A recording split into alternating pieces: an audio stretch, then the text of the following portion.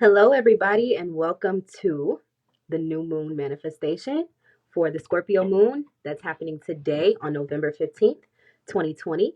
Welcome, and thank you guys for joining me for this session here. I do want to give you an outline because y'all know that's kind of how my mind works. So, we're going to discuss the new moon in Scorpio, what that even means, right? What that even is to begin with. And then I want to move into some tips for hello ultraviolet. I want to move into some tips for how to actually utilize the energy of the new moon. And today we're going to be doing a manifestation, right? So we're going to go over the different ways that you can actually do your manifestation. And then I'm going to give you guys some affirmations to use during your manifestation. So I'm really excited. I've got all my notes here and I'm ready to go ahead and rock and roll. Okay, so first things first. What does this new moon in Scorpio even mean, Nell? Like, girl, you always talk about moons and stuff. Like, what does that mean? Okay, so basically, a new moon is a cycle that happens. It's a moon cycle that happens every 2 weeks. You guys know what a full moon is. The new moon happens 2 weeks after the full moon. So we get one of those each month. We get a new moon each month, a full moon each month. Fun fact, if you've ever heard somebody say, every blue moon or talk about a blue moons are actually those rare occasions when we have two full moons in 1 month. So just FYI for you niggas. But all right, we're not talking about full moons today. We're focusing on the new moon. What's the difference between a full moon and a new moon? They're moons. What goes on? So basically, a new moon astrologically looks like the sun and the moon coming together in the sky. A full moon is the exact opposite of that. A full moon is where the sun and the moon hold space in opposite sectors. Like they make this exact angle to where they line up exactly, but they're on different ends of the chart. And so they have very different energies, right? They pull on us in very, very different ways. And so today we're just going to talk about new moon stuff. We'll get into full moon when the next full moon actually comes. New moons are actually my favorite. They are my favorite because it signifies like a new beginning. It's time for us to really tap into some new energy. Okay. So this new moon is happening in the sign of Scorpio. Now, I don't know about y'all. I actually really like Scorpio energy. I feel like it gets a bad rep because it's intense. It has a lot going on. So we're gonna get into what this newness. How do we use this energy that's encouraging us to renew, right? To start something, to initiate, along with the energy of Scorpio. Which, if y'all know anything about Scorpio, Scorpio's kind of known for tearing things down. I always use the little saying, Scorpio is life, death, and rebirth. So a lot of people, I think, only identify, let me scoot back. They only identify with the death part. They only really see like the tough parts. But it's not energy for the faint. I'm just gonna say that as well. Like you have to be willing to actually stick with the process. But year after year, Scorpio season shows me, you know what I'm saying, like that there's reward that comes with actually sticking to things that sometimes can be a little bit tough, that tear you down, right? That kind of get to the core of you. So without further ado, and thank you guys for joining. If you wouldn't mind, it'd be dope if everybody could just share this with one other person that they know that's interested in like astrology, tarot, metaphysics, energy work. That's all me. So go ahead and do that for your girl. All right, so this new moon in Scorpio, these energies come together to challenge us to get to the bare bones, like I said. These are my notes as well. Like I wrote this shit. Okay, there we go. So truths will be uncovered. And actually, let me move it. Because right now, we're more focused on facts than the comfort of lies. It just is what it is. For the next, thank you, Emery. Thank you. And it's good to see you. All right. So for the next couple of weeks, we'll be focusing on what lies beneath the surface. Your faith will definitely be tested. You know what I'm saying? And the true content of your character will for sure be challenged. The thing that like I feel like is most scary to you or most like that you hold the nearest, dearest to your heart is the thing that's going to be challenged. I even have a note here that says, expect these challenges to get personal. That's what it's going to do. That's what Scorpio comes to do. That's the job that they've been assigned during this life on Earth. So a little extra note to the side of all of this moon cycle is actually sextile Jupiter and Pluto. I have a video on Jupiter and Pluto. It's actually in my IGTV if y'all want to go check that out. It should be the last one I did. It tells you all about their conjunction that's happening right now in Capricorn. So that Capricorn conjunction is actually sextiling the new moon that's happening in Scorpio. And so the Jupiter and Pluto thing, it kind of gives us a little bit of a sense of optimism. Again, that energy of regeneration, because Pluto rules Scorpio. So there's still that scorpionic theme. And I feel like all my videos this month, I'm like, yeah, because Scorpio, Scorpio, Scorpio. Like, it's that. It's been a tough couple weeks, man. And it's going to continue to sort of be that for the next few weeks. But like I said, see it through. You'll figure out why you needed to go through whatever the unearthing change was. Okay. So with that Jupiter and Pluto sextile, right? As long as you're living in your authenticity, I think you'll be all right. What is uncovered, or what's going to be revealed, because Scorpio is also secrets, right? It's the things that we rather hide under the rug, the things we rather kind of suppress and ignore, and then at some point the tower comes and it's like shaking up a bottle of Coke. At some point it's going to blow, right? So these things that are being uncovered is going to happen. Shit's going to hit the fan. But as long as you have your integrity intact, you keep yourself in check, you know what I'm saying, you'll be all right. And like I said, what's uncovered may even work to your benefit. I think, you know, sometimes loss and disappointment seem like things that, you know, we don't want to experience those things, but you need to experience those things sometimes to be redirected to the path that you're actually supposed to be walking on. And so just let the disappointment sort of be the fire that purifies whatever, you know, direction you're going in. Let me see.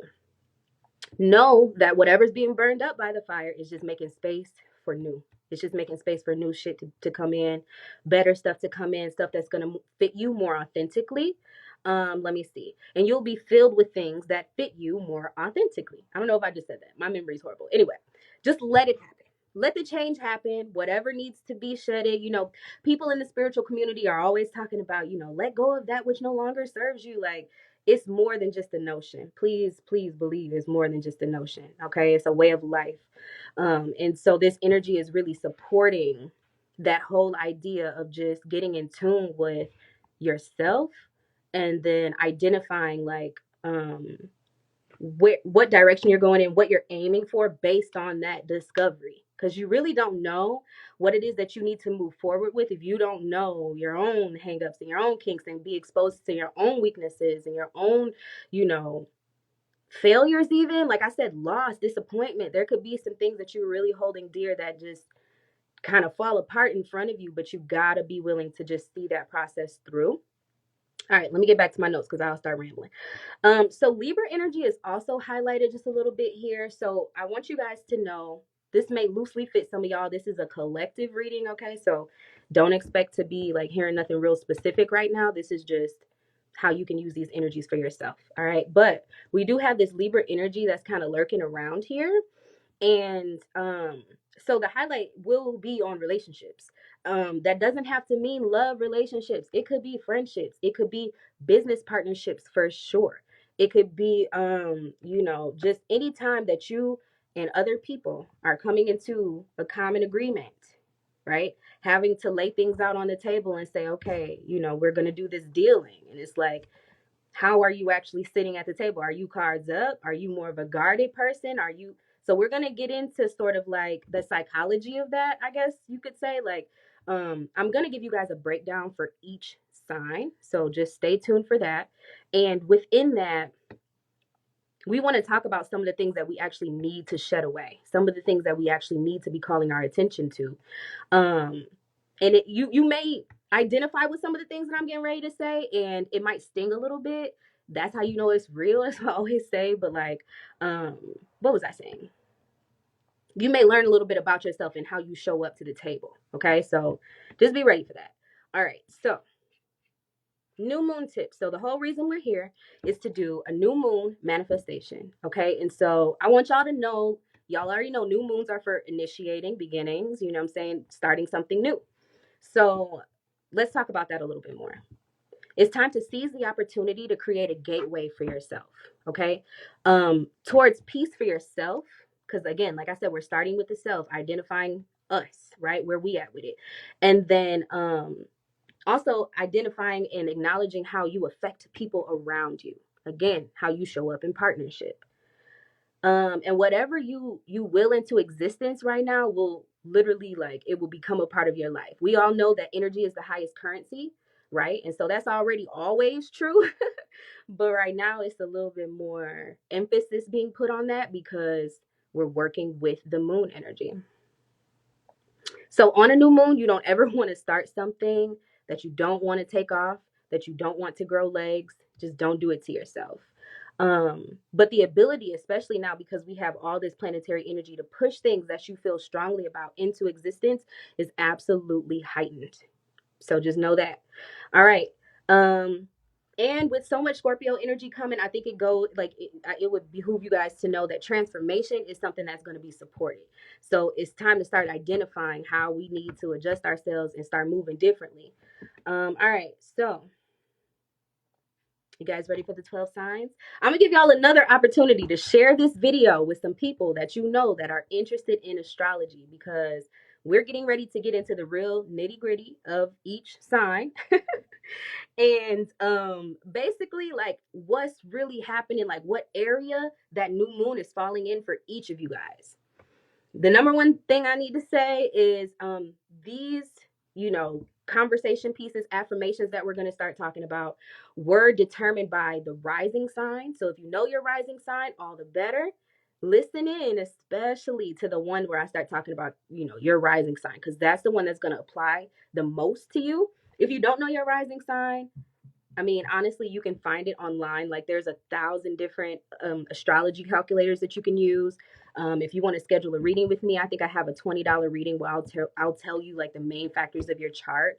What else? I mean, listen to your sun sign. It'll all sort of apply and make sense for you.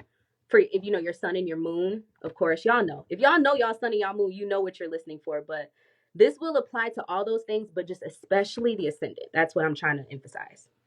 All right, so Aries. Let's talk about my Aries. I'm going to start in chronological order of the zodiac.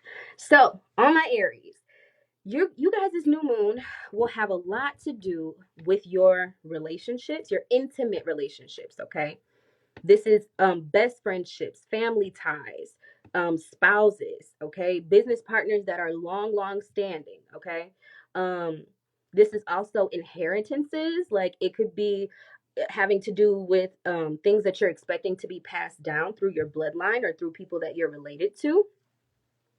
And that could be anything from, I mean, it could be money, it could be a skill, it could be, I mean, I don't know. It honestly could be anything that's being passed down. It's just how you're relating to people on the deepest level. This new moon could be bringing up topics of sex for you. Okay, I got a little Aries gang up in here. Okay. Sex, secrets, all right. Hereditary psychic gifts, okay, could be being highlighted right now. Your sense of self and sense of survival, all right, and your sense of identifying yourself through your relationships with others. And so it seems like a lot. Really, what's going on is this new moon is coming through your 8th house, and 8th house astrology gets very, very complicated. I'm just gonna call a spade a spade. Like, the 8th house is one of the hardest houses for people to connect to because it is the house that is ruled by Scorpio. So you guys need to know you have a little double dose of that Scorpio energy coming in for you there. And so yeah, the toughest parts of sort of life, survival, right? Family, the bloodline. What really matters, it's the deep nitty-gritty. It's sex, it's how we procreate. It's inheritances, what you leave for your children, the things that you instill in your children, right? The things that, if you don't have kids, have been instilled into you. It's the psychology that's been learned. Eighth house can also be crisis, okay? Because it's all the deepest things. So when those things don't go correctly, do you see what I'm saying, where I'm going? When the fabric of life, the things that nurture you, and your family, your people, your sex, when that stuff doesn't go right, you are in a sense of crisis, okay? And so I don't want you guys to panic right now about this new moon. Oh my God, I'm gonna run into a crisis. Although, please be advised to stay on your P's and Q's, because you definitely don't want to induce a crisis. All right. Um, but just know that it's gonna be about, controlling power dynamics, okay? Is learning to work with people. It's understanding that it's time to start initiating new patterns as it pertains to actually dealing with others. Like seventh house, let's just talk about it. Seventh house, I always say, is the marriage. It's where you like somebody, you're like, oh yeah, I can see myself being with you. Let's get married. But then eighth house is the actual marriage. Like, damn, now I'm really tied to you, and like your debt becomes my debt, and like all of your the shit that your parents never taught you, now I have to deal with those things. And you get what I'm trying to say? It gets very deep. And then if what you don't know, our kids won't know. I have to be the one that's responsible. So it's understanding that part of life where you have to merge with other people. And it's even our parents. It could be gripes with your parents, for real, for real. This new moon could really encourage you to want to begin to establish like new boundaries with your parents, is another thing that I'm feeling, or family or siblings or whatever may have you. And it is holiday season, so I don't know if that could be an extra added trigger. Take good care of yourselves, Aries, because you know everything that's going on right now, it's a lot. And then with this new moon happening in your eighth house, it's time for you to really transform. So you can't be in that crabby state where like you're not making good decisions. You know what I'm trying to say? Like, make sure that you're getting all of your water, all of your rest, and you have your needs met before you go and try to have these conversations and these dealings with people. But this is your affirmation, okay? And I wish I had a better way to like type this out for y'all, because these affirmations are kind of long. So Aries, it's now your time to go and get a pencil and a piece of paper if you haven't done so already. This is why we're here, guys. I'm not going to just go over this next part really fast. I really want to give y'all a couple seconds to go get ready. I'm like dead serious. Or do whatever you got to do. Take a note on your phone or whatever. But this is you guys' affirmation. All right. I easily find myself gaining power by ceasing to work against those who wish to work with me. Okay. Boundaries and defenses are not the same tool. Okay. And then let me see. And this could also be friends. I think I wanna before I say this next little part of you guys' affirmation, I need to like highlight this. This could also be you guys talking with the people, or just realizing that you need people. Realizing that you need people. Realizing that you have to learn to work with somebody else, that the problem can be solved, it can be worked out. It might seem for you like something that's a blockage or a tough part. Like this moon could bring up some tough shit for you. But this is the next part of the affirmation. Crystal, I will go back and read it from the beginning, but give me 1 second. So the last part is, I honor the exchanges that help me build a home for my talents. Y'all, this is not gonna work. I'm about to type this shit out because I want y'all to get this. All right, hold on. Can I do this from here? Just give me a second. I'm about to see if I can log on to Instagram from my computer. Pull up my live. Let me mute it now.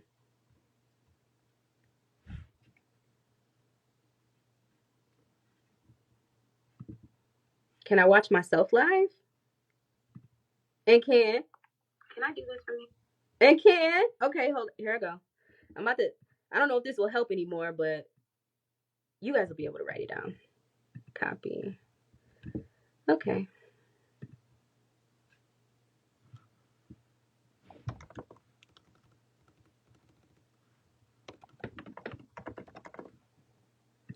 All right. Look, I'm looking to see if it posted. It says they posted, but I don't see it. All right, whatever. Let me read it again. I easily find myself gaining power. Do you see it? They posted. Okay. I just don't see it for whatever. Probably because I'm on live. All right, cool. So this is what we'll be doing. Okay, Aries. I'm gonna pull a card for you guys too, because that's just how I do. I'm gonna pull a card here from the Trust Your Vibes deck by Sonia Coquette. I love this deck. It's one that, like, it's my call to action deck. So at the end of my readings, I like to pull one of these or a couple of these just to give people a little bit of a nudge in the right direction. So these cards have little anecdotes on them. Let's see what we get. So Spirit, what messages do you have for Aries Collective for this new moon happening today? What does Aries need to do in order to heal their most intimate relationships and move into a space of cooperativeness? What does Aries need to do? Uh-oh. And I'm not taking 4 cards, Aries. I don't know what y'all thought. This ain't gonna turn into no Aries tarot reading. Spirit, what message do you have for the Aries Collective?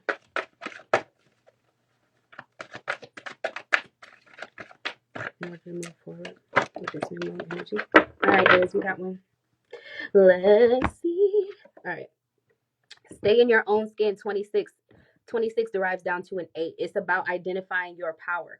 I don't know if I really said this enough, but this new moon for everybody is going to be about connecting to your authentic self. Let me just hold this here.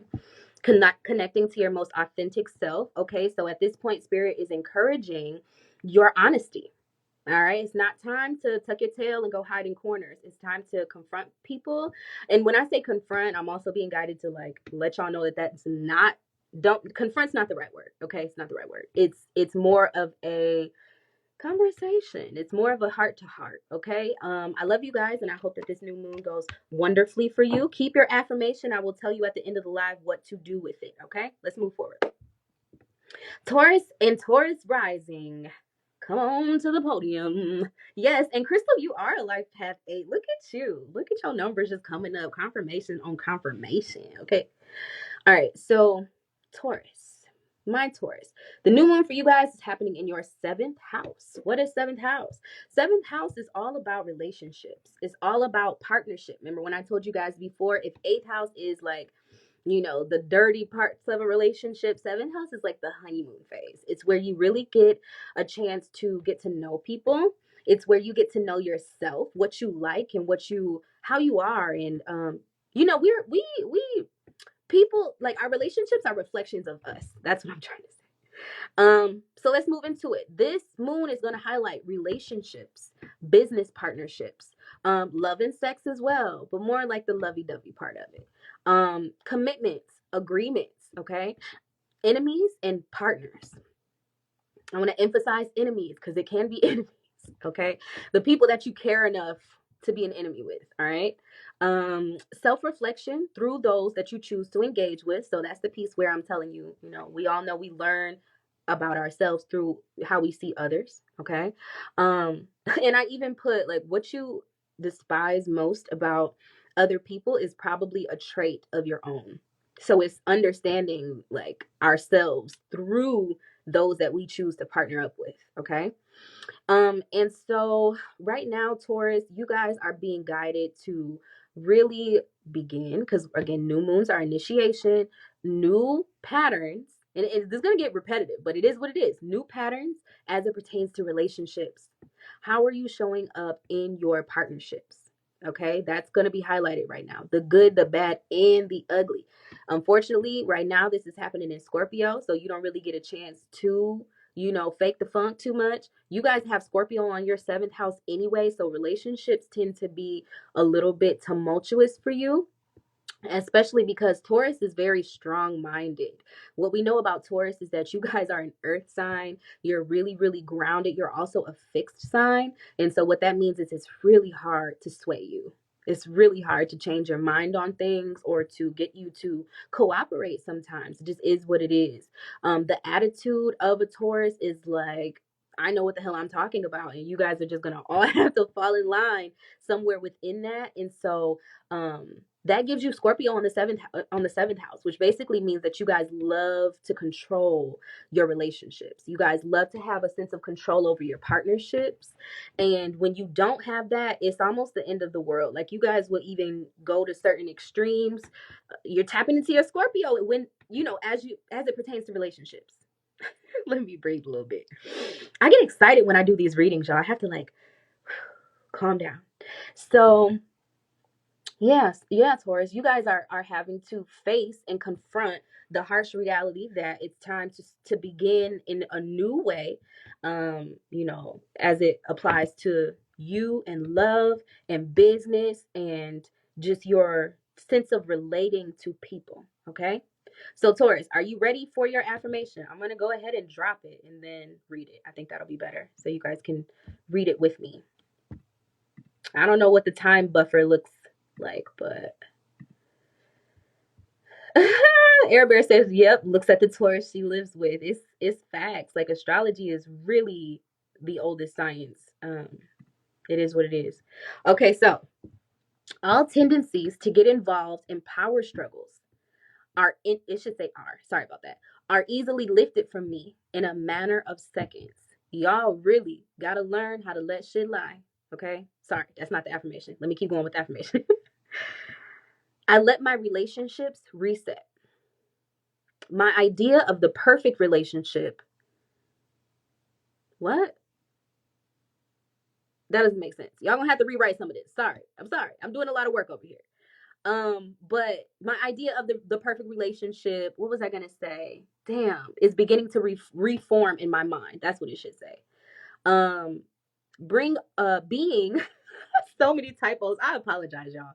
Being open to the possibility of intimacy and being loved for who I am authentically.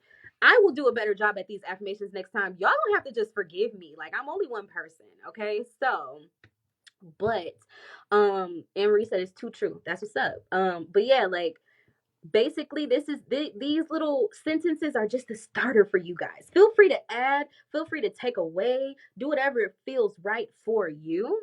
Okay.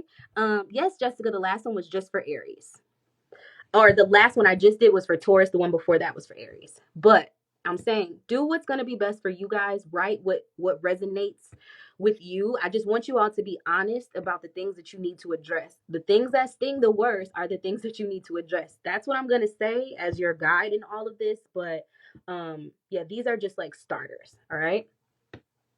Taurus, let's go ahead and pull a call to action card for you. What message do you have for the Taurus connected? Text it to you. You know what? This is what I'm going to do. I'm going to take some time and revise these, and I will make a blog post on my High Vibe Facebook. It's literally at the High Vibe Collective. I will leave them all there. So please make sure to check. I will do it as soon as I turn this live off, so you guys can have those messages. But thank you, Kelly. I'll text it to you personally too. But for everybody else, just look on the Facebook. All right. What message do you have for the Taurus Collective? All right, we got one. Let's see what's up. Thank you, Spirit. You're the boss. Okay, so it's definitely time to start. I think, what's the number on here?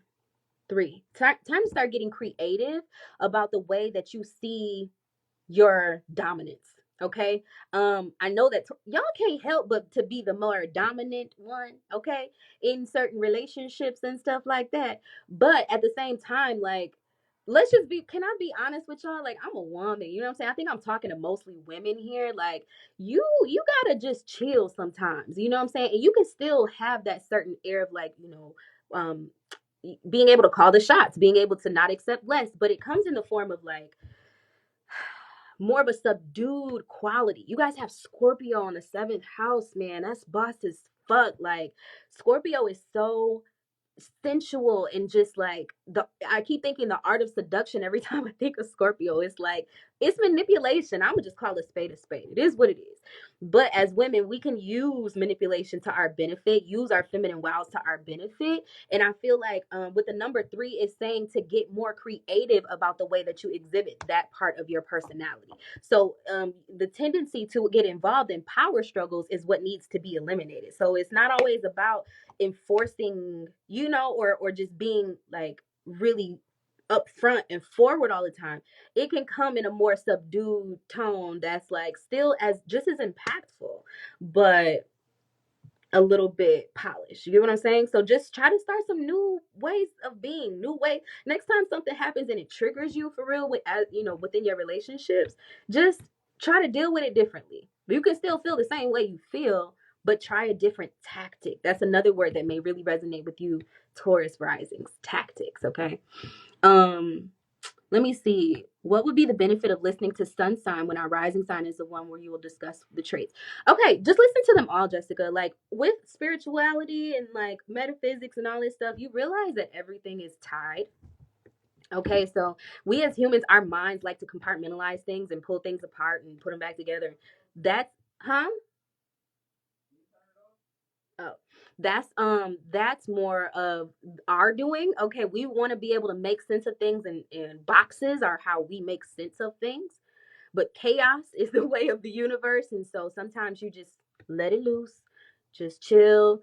You might hear something from another sign that resonates with you, because I think most people don't know their charts by heart. You may have a whole lot of planets and energy in a sign that is not your sun or your rising sign. So just kind of enjoy. This is for entertainment purposes as well as, I want you guys to take what you can from the situation. Like I hope to induce some real healing here, but don't get too caught up in titles and details and all of that. But you looking out for your rising sign and your sun sign. So just take what works for you and leave the rest. All right. Gemini. Let's go ahead and move into Gemini. So Geminis are having this new moon happen in the 6th house. What is 6th house? 6th house is the house of our daily duties, the things that we actually find ourselves engaging in on a daily basis to keep ourselves afloat. It's what you do for work. It's also it's health. Let me see. DIY endeavors, because six house people love doing it themselves. Like they're the type of people that are gonna go find a way to fix their plumbing instead of calling somebody to do it because they just like to be busy. But okay, that was a deviation. 6th house is also routine. 6th house is your daily processes, like I said, daily stress as well, because it's the burden of day in, day out doing things. It's exercise or the lack thereof. It's medicine, remedy, wellness, okay? Duty, responsibility, and daily care. So Gemini risings, this new moon is going to ask you guys to do a reset almost like on your body. If you are a Gemini or Gemini rising, then you are probably already feeling the nudge towards needing to switch diets, needing to incorporate more healthy practices for yourself. The truth about how you may or may not have been taking care of yourself will be highlighted at this point. Okay, so if you're noticing, like, dang, I used to be able to drink like crazy, but now, when I have a couple shots, I'm out the whole next day. Maybe it's time for you to stop drinking like a fish, babe. Like that's kind of the energy that we're getting from this new moon. Scorpio is also about cutting things out. And so for you guys, I would just say it's time to get a checkup, Gemini. It's definitely time for you guys to make a doctor's appointment and see what's going on with you. You may need to get some things literally cut out because sixth house rules health, rules surgery, rules medicine, all these things. So just be real careful about all your checkups, all your examinations. And like I said, there may be some cutting out of things from your diet as well. There may be some cutting out of certain things from your daily routine and replacing them with newer, more healthier uh, tasks or yeah, I don't know, like you might start a new daily routine where you wake up at 5 a.m. and start exercising instead of just sleeping in and starting work whenever you start work. I don't know what the thing is. You know what the thing is. Okay, so apply it where it applies. And here's you guys' affirmation: the habit of constantly creating stress and crisis in my life is totally lifted from me. I allow myself to reset when I need to, and I allow myself to rest when I need it. Divine timing is at play, and I will play along by using my intuition, tuning into my body, and listening to what she has to say. So again, it's time to really, because Scorpio, like Crystal said earlier, Scorpio is crisis. And so if sixth house is our bodies and it's in this zone where we're more prone to crisis, what did I tell y'all before? You only get the crisis when you're not in alignment, when you're not doing things the way you really need to be doing them. So health may present some sort of a mini crisis for you guys. And so also stress being a major factor, because we also have this duty, responsibility, these ideas of pressure, obligation. Okay. Make sure that you're not causing more pressure on yourself than what's really needed to get done with what you need to get done. Another thing that I want to say is exercise is something that could help significantly, because we should all be exercising anyway. But what do we know about exercise? It also helps to cut down on stress. And so it's going to kind of do that double duty there. And let's pull a card for you guys, Gemini. See what Spirit has for you. What message do you have for the Gemini collective? What do they need to know during this new moon cycle? What do they need to do in order to initiate a healthier lifestyle? Spirit, give me whatever messages that you have for the Gemini collective during this new moon. And look, I say give me whatever messages you have, and the whole deck flies out. I'm going to be more specific next time, Spirit, I promise. And what card do you guys get? Spirit is in the room. Body talk.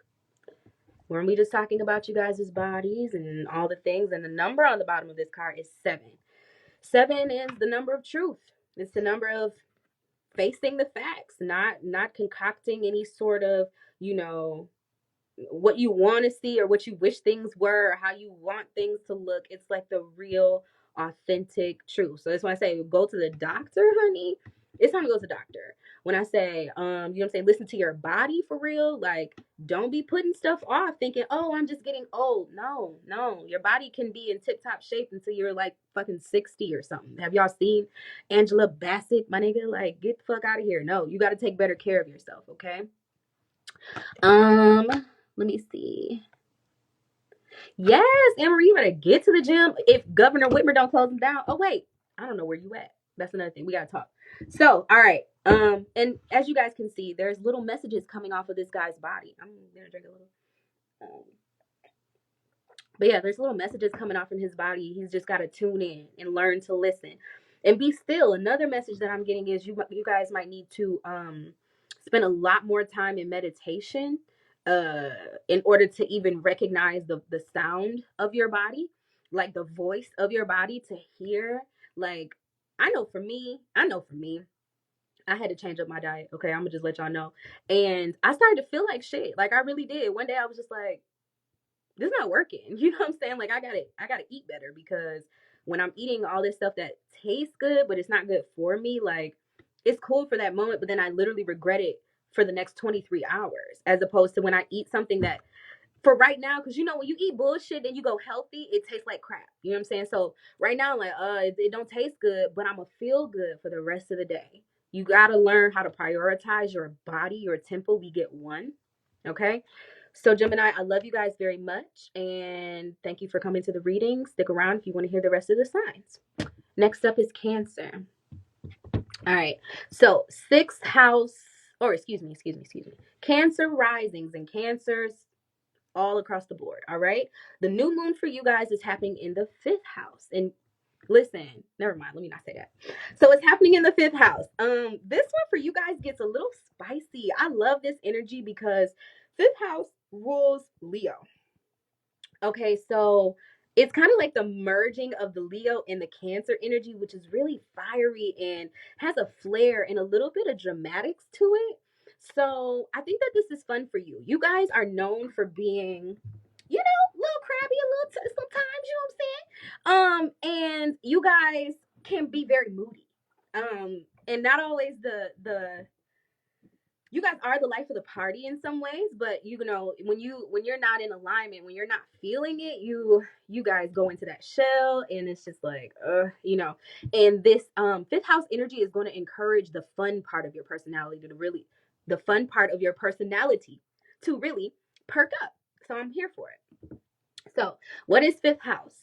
Fifth house is fun, it's play, it's romance, okay? It's your creativity, it's your sense of spontaneity, it's wanting to just get up and do the things that call to your spirit, it's following your bliss. It's children, it's things that bring us joy, things that bring us pleasure. Fifth house is casual sex, okay? It is what it is. Flings, dating, happiness, okay? Doing what you love, hobbies, the things that you enjoy participating in, right? Talents as well, the things that you just do with ease, and that bring you joy. So it's like it's filling you up as you're doing them. And then it's also just that jovial aspect of life, okay?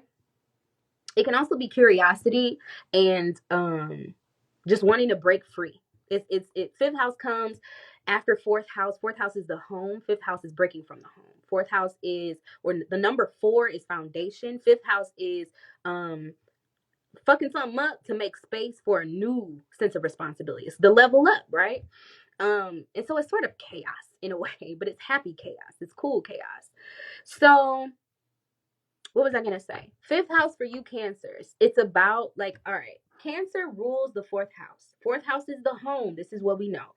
If you look at the anatomy of an actual Cancer, it's a little soft piece of flesh and all these soft tentacles that are encapsulated in this exoskeletal structure. So their fucking spine and shit is on the outside as armor. And so it represents this feeling of being safe.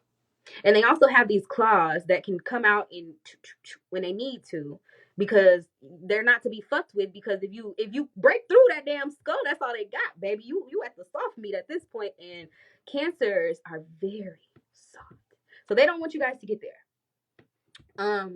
So all of that being fourth house stuff. Cancer is at home in the fourth house. They feel safe, but it's also almost like smothering, to the point where they never get to see like daylight. They don't really become exposed very much.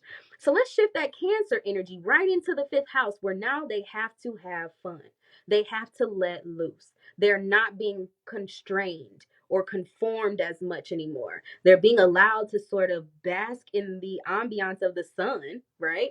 Too much sun could be a bad thing, but you know what I'm saying? Like, we're not here for a long time. We're here for a good time, baby. No, I'm just playing. But you know, it's just this sense of like freedom for you guys. You guys really are wanting to break free. You're wanting to do the things that your soul is calling you to do. You're wanting to pour more into the areas of life that bring you joy, okay? You guys might be very, very, you know, there might be some women here that's trying to get pregnant. There may be some people here who are trying to move towards, you know, their dream job. They're like, you want a creative job, and so you're trying to figure out, how do I manifest this in my life? There could be some people here who just want to break free and be able to, you know what I'm saying, be out here and do what they want as they will with their loins. It is what it is, but it's for you. You'll know what that means for you. You might be, you know, really ready to start dating and get some romance in your life, Cancer. You know what I'm saying? You just trying to have fun for real, for real. Like, if you in Michigan, you like, fuck the governor's orders. Like, I'm not trying to stay in. I'm trying to get out here. You know what I'm saying? And just a sense of there's this energy of breaking free. Hold on, let me see.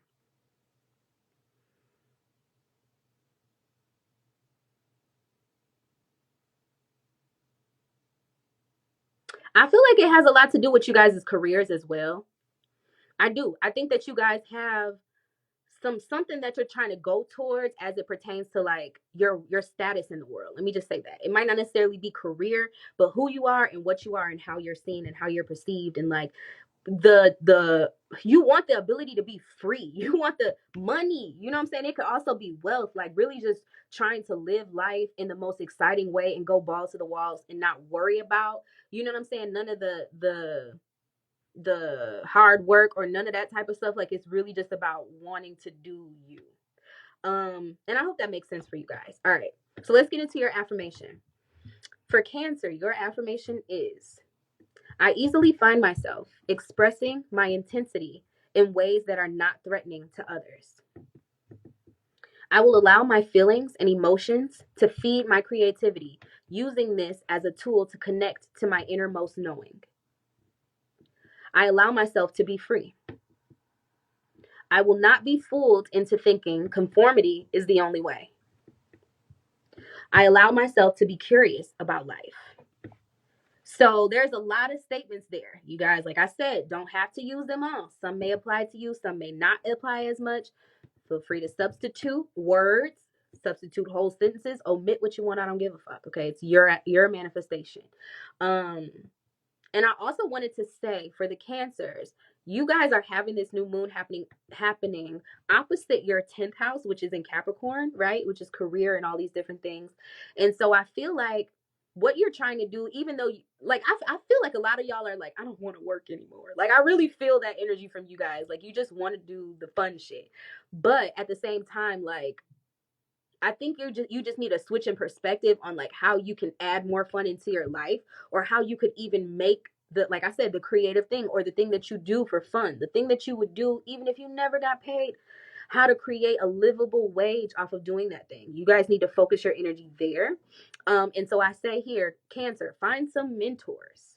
Okay, look to people who are living the life you want to live and take note on how they tap into their joy.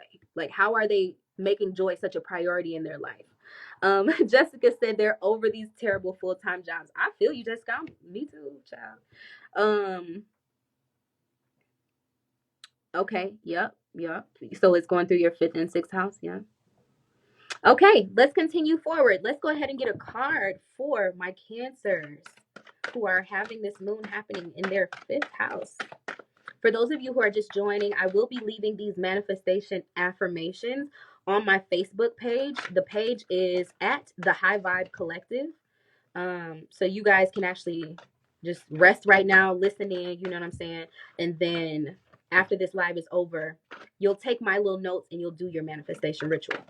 Spirit, what message do you have for the Cancer Collective? It's a team effort. Oh, that's so cute. Yeah, I really feel like you guys need to tap into your, almost like your network. What is this, a 10, a 1? Yeah, it's time for you guys to really plug in with some influential people. That's what I'm feeling from this. Like, you guys within your circles could have some pull. Like, let's just call, I'm gonna be honest with y'all from what I'm getting. Or, you need to find a collective of people. And this is where that mentorship thing comes in for me, where I'm feeling like, you need to really show up and show out and be, just wear the bliss on your skin, okay? Just show up with all that joy on your person. And I feel like the people that you're meant to sort of cross paths with will come into your path of alignment. And I want you guys to focus on, like I said, how do you keep the joy levels up and the stress levels down? It could be a career change, it could be a change of scenery, it could be just incorporating more fun into your life. I love you, Cancer, and thank you for joining me. Let's go ahead and move forward. We're on to the Leos. I want to send this to a couple Leos, but I don't want nothing to happen. Where we at? Boom. There go one. Hold on. Y'all don't have to give me a second. Where's my other one?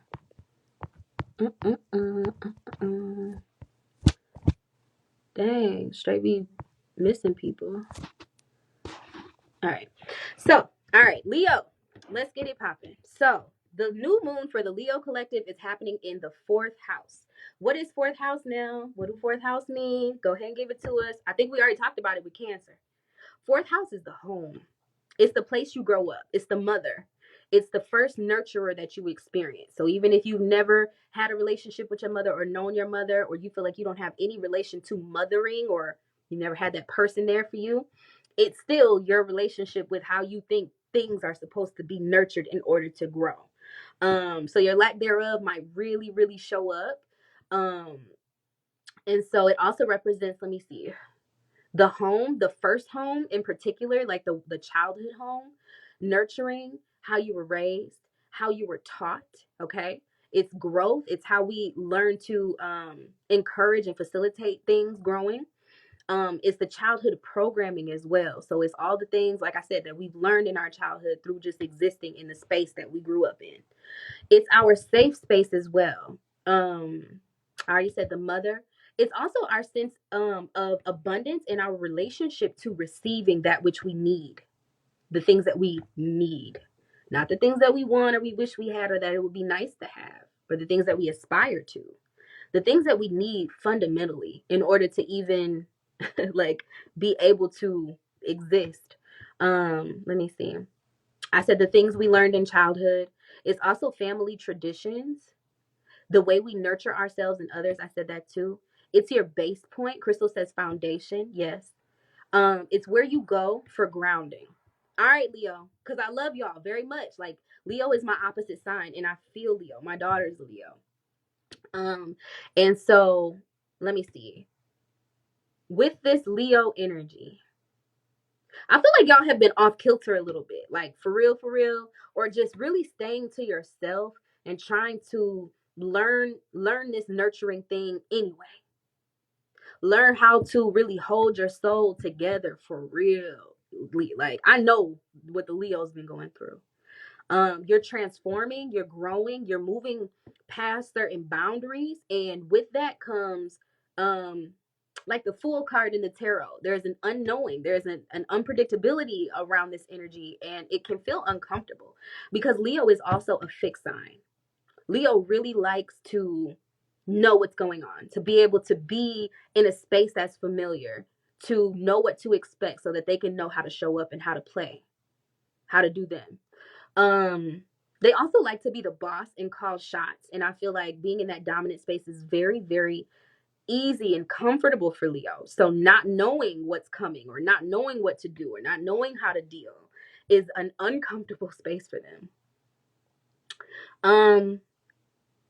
And so as you go through this thing called life, and you continue to grow and learn and expand and create your own sense of, what it takes to like incubate, and be as healthy as possible and as intact as possible. I hope this is making sense for my Leos, right? You guys need to face some shit from your past. It is what it is. You cannot move forward without knowing where you come from. I'm feeling real ancestral energy here. Real ancestral energy, like the connection through, you know what I'm saying, those mothers and the mothers that came before them. And some of the things that may have been passed down through that nurturing, through not knowing any better, through, you get what I'm trying to say, like just whatever your familial circumstance was. And at this point, it's your responsibility to start turning over, the things that you feel like should have been better. It's your turn. Okay. So you may really, really love your mother. And I'm not saying that for every Leo, there will be issues with the mother. That's not what I'm saying. What I'm saying is it's time for you to begin, like, what is that thing? The maiden, the mother, and the crone. You know what I'm saying? Like, you're going from the maiden to the mother now. You're no longer the baby. You're no longer the one that's like, everybody come and do and whatever. Now people are calling you. Now people are needing things from you. You get what I'm saying? It's your turn. And so you're looking at yourself and wondering, what do I have to give? What do I have to offer? And Leos are pretty bossy, so y'all know what y'all have to give. But it's also this little moment that you have with yourself where you're like, damn, okay, how do I get past the level that I know about? That's what it is. It's like, I've been able to survive this long off of the things that my mother and my father showed me in the home, you feel me? But at this point, I got to start forging new ground and making new way. All right. So it's time for you to first, before you go on any voyages, deal with the past. Like I said, before you start trying to implement some new shit and grow and expand and move into that fifth house, right? You got to address the fourth house, address the programming that you've got in your mind from childhood, address the patterns of the family, of those who nurtured you. Did those patterns work? What worked about them and what didn't? What do you need? What undoing needs to happen? You know what I'm saying? What shit from your past do you swear never to put on your kids? It's that type of energy, okay?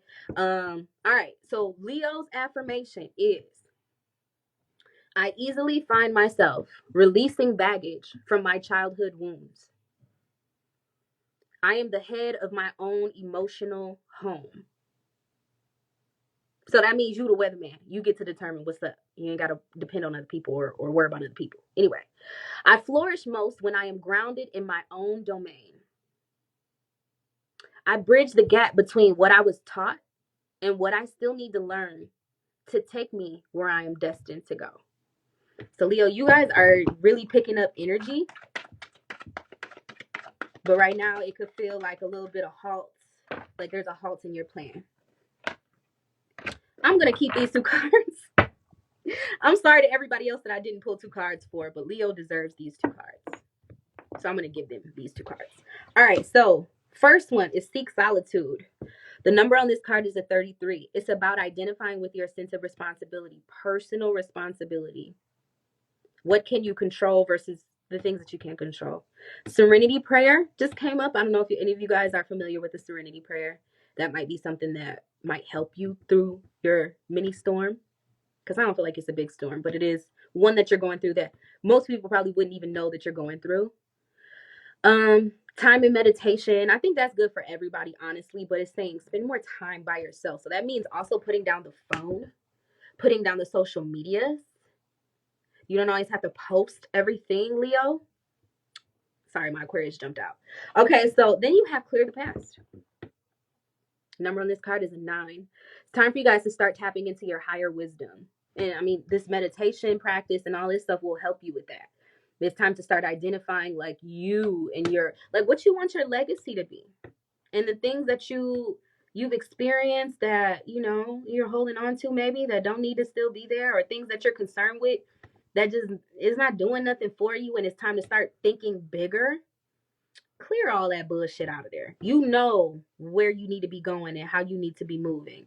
So please act like you know some, Leo. I love you guys. Thank you for joining me for this reading. Feel free to continue listening to the other signs that are left. All right. Virgo. Let's move on to the Virgos. Okay. So for the Virgo collective, this new moon is happening in you guys' 3rd house. What is the 3rd house? Communication. 3rd house is our minds. It's how we, you know, how our minds were shaped, you know, as youths and things like that and such. 3rd house represents language, right? How we're like taught to speak. They say if you learn a language within your first, you know, few years on earth, your brain expands and you're able to just perceive more, right? So it's perspective and thought patterns.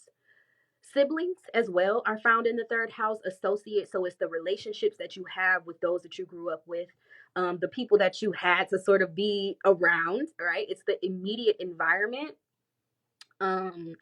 It's also associates. I don't know if I said that, but that's also like going to school every day. People you went to school with, right? You guys come from the same town. Y'all might be worlds away in thought, but you sit next to this person in math class every day, and you, to a certain extent, help shape who you each become. I mean, we all know, you know, you go to elementary school, middle school, high school with some of the same people, and the things that go on in their homes and everything is brought to that community space. And so it's informing the entire, that entire generation, right? Let me see. It's the part of ourselves that we deem, oh wait, sorry, I was reading Libra. So it's the way we communicate with people that we feel familiar with. It's short distance travel, as well as, you know, like being in the neighborhood, or like I said, being in your hometown, things like that will be highlighted. The experience that you have trying to have trying to share a perspective with someone. Okay, these are things that are going to be highlighted. The way our mind processes communication will be highlighted for the Virgos, as well as our learning style, our sense of personal knowledge and experience, and our intellectual gifts. All right, I'm getting ready to go in on the Virgos. I love Virgos. Like, y'all are cool as hell. Virgos are really smart people, typically. And, you know, when you're so smart, sometimes you become unreachable. You know what I'm saying? And what am I trying to say? It's this is happening, your third house is in Scorpio. And so what that says to me is the way that your mind works is very calculating. It's very, very meticulous and like detail oriented. It's about digging and sifting to the truth. So you might not really care very much for social niceties or, trying to soften things to cater to people's understanding. That's not really your strong suit, Virgo. You guys are way, way more. What did I say at the beginning of this? You're more concerned with getting to the bare, raw truth of the matter rather than being comforted by the lies. And so that's what you expect from people. And that's what you're used to giving out. This is the way that you've been raised to communicate, whether by your parents or by society or by your own will. Okay? You have this thing in your mind that's like, communication is a tool that I use to get what I want. Do I have any Virgo risings up in here? Can y'all attest to this? Communication is a tool that I use to get the things that I want. Manipulation through communication is okay as long as it's righteous. I feel like a Virgo rising would say, like, you feel like you're doing things for good, but it's also this very investigative style of communication, and it can come off a little bit shifty. I'm just gonna say what it is. It's not really the most, like I said, you're not really the most comforting in communication. Like, somebody talks to you when they want to hear the truth about what they need to do, not necessarily when they're looking to be coddled. Okay. You like it straight, no chaser, but we need to look at your ability to connect with people, because that's the thing that may be challenged right now as it pertains to relationships. Your ability to really connect to the heart of another person as opposed to trying to connect mind to mind. Everything is not always about like a mental sense of understanding. And it's your season to learn that lesson. It's going to be about, being effective overall, and not overall. It's being effective, but also being an effective leader.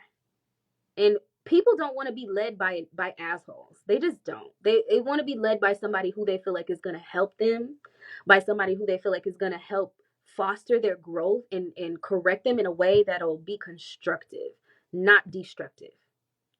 Okay, so here's your affirmations, then we'll go ahead and pull a card for you guys. I attract the right information that leads to a total healing of my tendency to blank. And what I want y'all to do, Virgos, this is a very special case for you. I left that one blank just for you. I want y'all to take that statement and think about the things that you may do in conversation that could be rude, that could be like rushing the conversation along. You're not really listening. The thing that keeps you from active listening, I want you to put in that blank space. All right. And then to continue, I am a cooperative leader. I know that communication is key to getting the results that I want. Even when it is tough, I will share my truth and do what needs to be done to advance the systems that I am a part of. And so be very clear that I said the word to advance the systems, not to tear apart at the fucking, to the bare bones. No. Only get rid of and only be an asshole when you need to be, kind of. Like, I need you guys to just temper your attitude a little bit, temper your, the way that you choose to express yourself a little bit, and focus on being a little bit more cooperative with the people that you do want success with. Wherever Scorpio is in our chart, I also want to say this. Wherever Scorpio is in our chart is where we test people unnecessarily. I will say it, because Scorpio wants to know, like, what is this? Like, you're saying that it's this, you're showing me this, but when the shit gets rocking, when the boat starts turning over, what are you really made of? And so I think that a lot of Virgo risings may think that their way of communicating is a way to sift out the smart from the dumb, like, or to sift out, who's really, who can stand the way that they communicate. It's like, oh yeah, fuck with you, you a real one.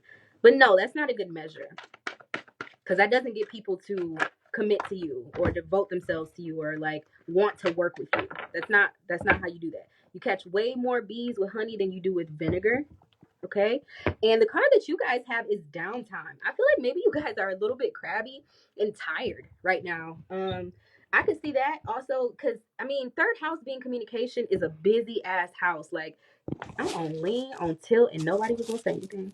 No, but third house is busy as hell and you may just need a break from communicating. I think sometimes all of us get a little snippy when we just are over something. And with this new moon happening in Scorpio for you, it may just be a lot. Like you people may be coming to you about this and you may be realizing like, dang, I really gotta change some things about myself. Because another thing with with Virgo is that y'all look at other people and size them up quick as hell and be like, yep, that needs to change, that needs to change, this could be better.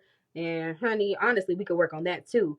But I need you to turn that energy inward, but give yourself the time and space to process so that it doesn't just become you getting really down hard on yourself. Because that's not the motion either. Okay. You want to allow some space for healing.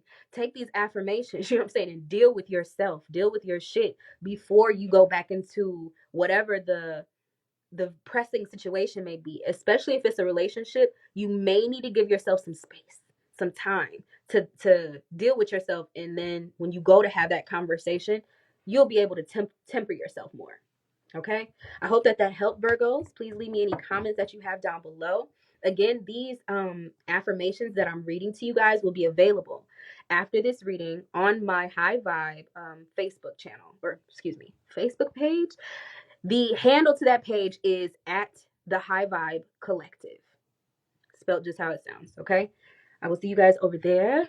And I'm going to tell you at the end of this video how to utilize these affirmations in your personal manifestation ceremony. Okay, let me get my life together. Hold on.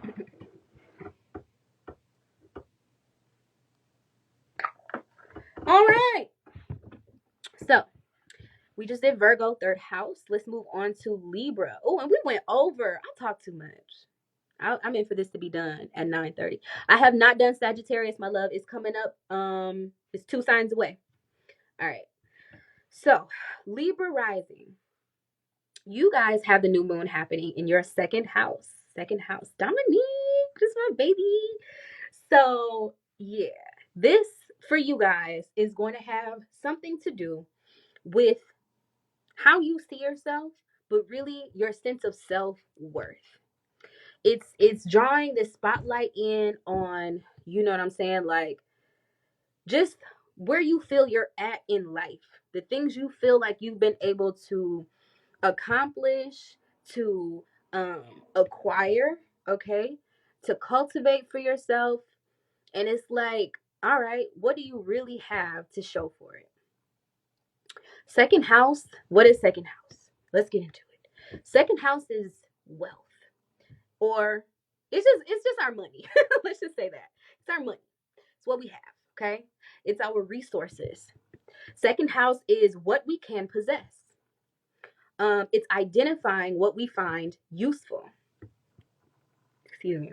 It's the parts of ourselves that we deem useful, okay, and valuable. It is our self-worth. It's your ability to pull in what you need, right? Your ability to fulfill your personal needs, the things that you need to have close to you to feel safe and protected. And, you know, like your pockets is full, your belly is full, you're ready to go, right? Because if all that's not right, then there's some sort of little imbalance and discord that happens with you guys. Let me see. And it's also what you have to offer others. Second house is across from eighth house, right? Eighth house is, like I told you guys, coming together with people and shared resources and all those things. These are your personal resources, what you have to call your own. And so in turn, it is also what you have to offer others, or the thing that you covet from other people, the thing that you don't want to share with other people because it's yours. Okay. All right. So, let me see. Libra rising, second house. I said something a little bit earlier about, when you guys are not satiated, when your needs are not being met, it's a real deal problem. Okay? Because Scorpio, we got to take the focus back to the sign we're in with this new moon. Scorpio and the new moon is looking at you like, man, you need to do a better job at acquiring what you need, at really listening to yourself and listening to your lifestyle, just the way you're trying to move. Like, what is it that you really need to be pulling in? What type of environment do you need to cultivate for yourself to be able to flourish for real, for real? Okay. This could also really reflect in your relationships. It could be friendships, it could be your job, or business, or romantic relationships, relationships with a parent, especially if you live with a parent, or shit, roommates, people that you're in close quarters with. Okay, could have a lot to do with this, because I mean, we've all lived with somebody and went to a really expensive restaurant, got some takeout, went to sleep, woke up, and somebody didn't ate that takeout. Okay, and you're mad because it was yours, but because you share a space, you can't really police the fridge like you would really like to. So the conversation, damn, do I need to move out, my nigga? Because I need you to stop touching my shit.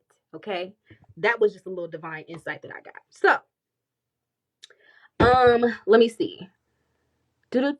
So the ability to pull in what you need is really being highlighted. So as we're initiating new ways of being, right? Because this is a new moon. As we're talking about, how we can transform, and what practices we can begin as new traditions, right? It starts talking about the immediate environment and how you want to see things. So like I said, if it's time to move, if it's time to start managing your money way better, different, it might be, you might have done something for 25 fucking years. Okay, you might have budgeted the same way for 25 years and you thought that shit was working. But I'm here to tell you, I'm probably loud as hell, let me back up. I'm here to tell you that wasn't working. The things that you think have been effective, what am I trying to say, systems and measures of keeping count, keeping inventory is another second house word. What do I have, right?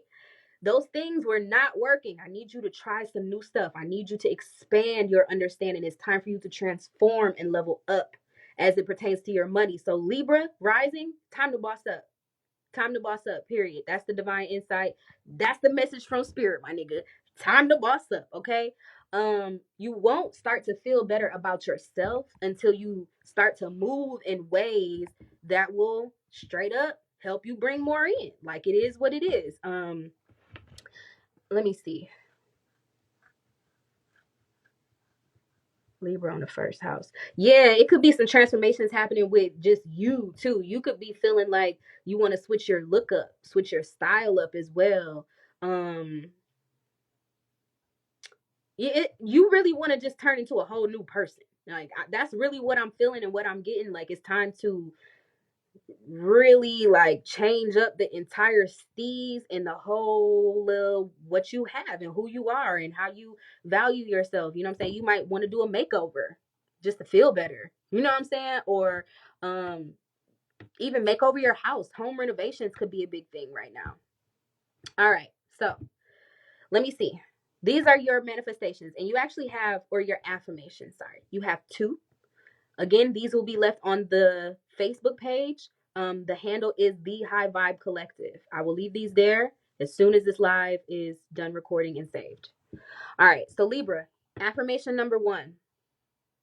Oh, and I'm sorry, we got to go back. Libra is a double-edged sword, because we also have to talk about the relationship thing. I mean, y'all, can I just do a read real fast? Because Libra risings be making stuff so hard sometimes. Like, I'm so sorry. Like, y'all have that Aries on the 7th house, which is not the most conducive energy for a relationship. Like, it's just a little bit finicky and individualistic and selfish sometimes. And I think that, it's causing you some intimacy issues. I'm just going to say it. And for everybody, that's going to look different. It really, really, really, really is.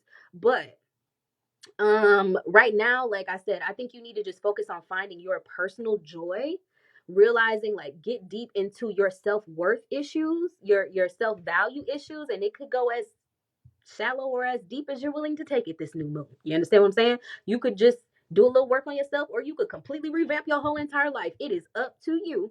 but that energy is supported, okay? And let me see. You know what, Zeus? Don't be interrupting my live. Anyway, I be watching The Real Chance at Love. Y'all watch that? It's funny. That show is fucking funny. Anyway, ADHD. So, yeah, man, you need to just be a little bit more positive with the self-talk, positive with just the energy that you feed yourself, because it's going to reflect on the outside, okay? And it's also going to reflect in the way that you deal with the people that you love. And so if you don't like something about yourself, deal with that thing that you don't like about yourself, but don't take it out on people. And if you can't be your authentic self with the people that you trying to be with, then you don't need to be with those people. That's another thing that, yeah. So one of the affirmations, and this could resonate with you or it could not, is I easily manifest self-mastery over my intimacy issues and my issues of self-worth. It's about self-mastery, getting a hold of you, okay? Starting with the one, all right? Neo. Okay, so let's move on. The second one has a lot more. So it says, there is a lot of happy charisma in my relationships.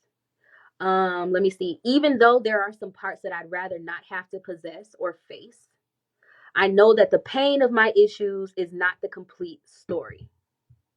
So again, not taking out your own personal shit on other people, or not, you know what I'm saying, hurting people that you love type shit because you not right type shit.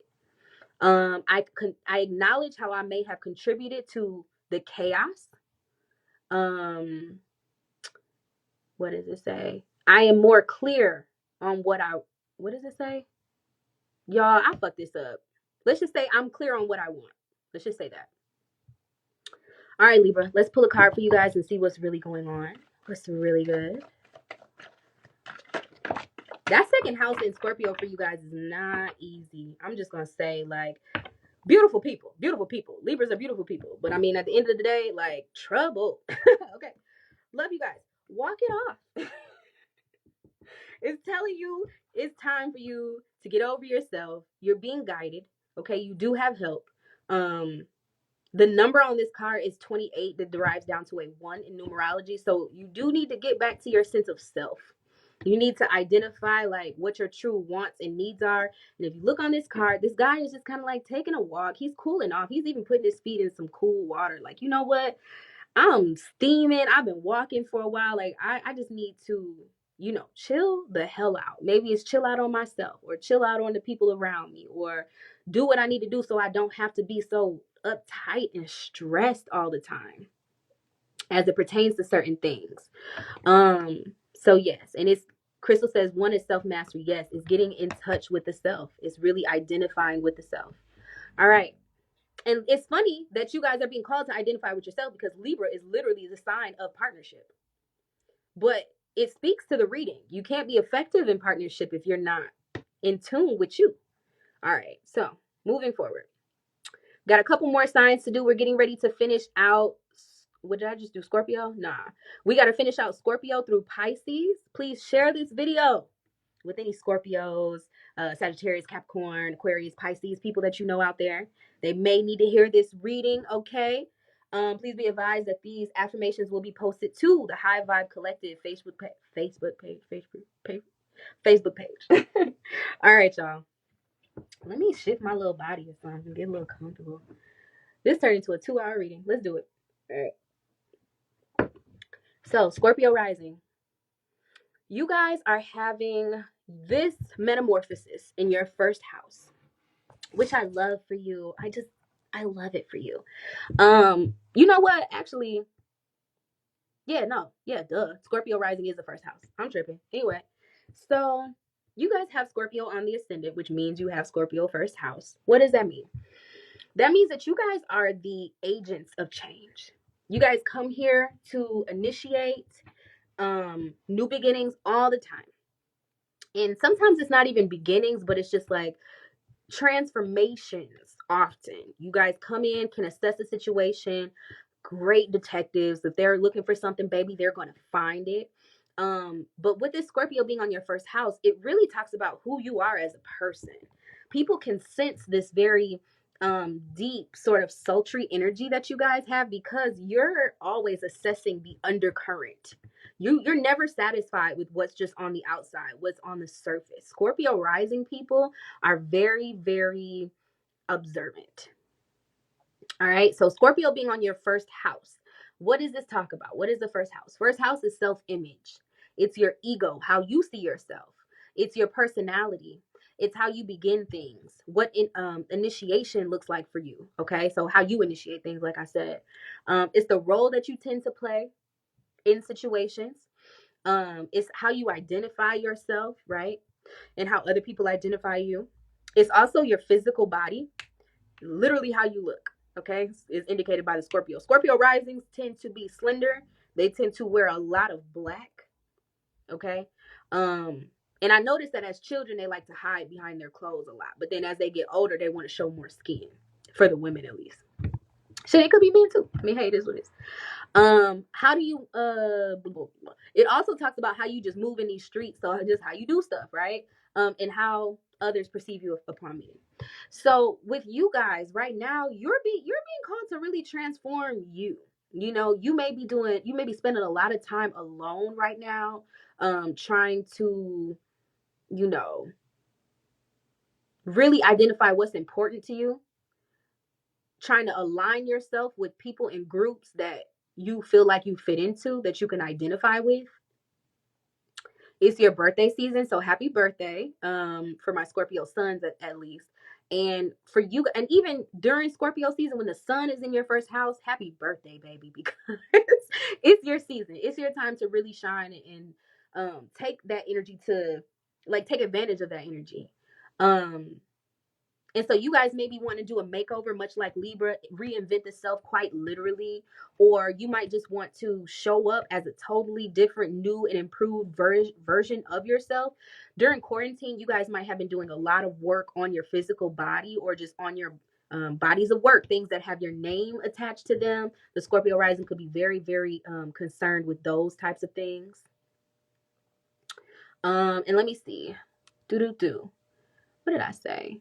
So yes, with Scorpio being on the rising sign, like I said, you guys are tuned into the undercurrent of what goes on in the world.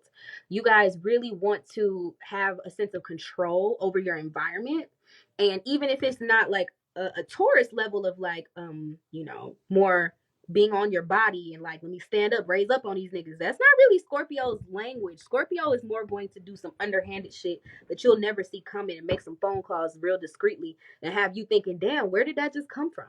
That's more Scorpio's steez. So I don't know what you've really been involved in, but I'm thinking that you guys might not like the way that you've been perceived by others, by the people that are close to you. And so it's almost like you're in this space of regeneration and really wanting to show up in a way that surprises people, because Scorpios, like I said, are the agents of change.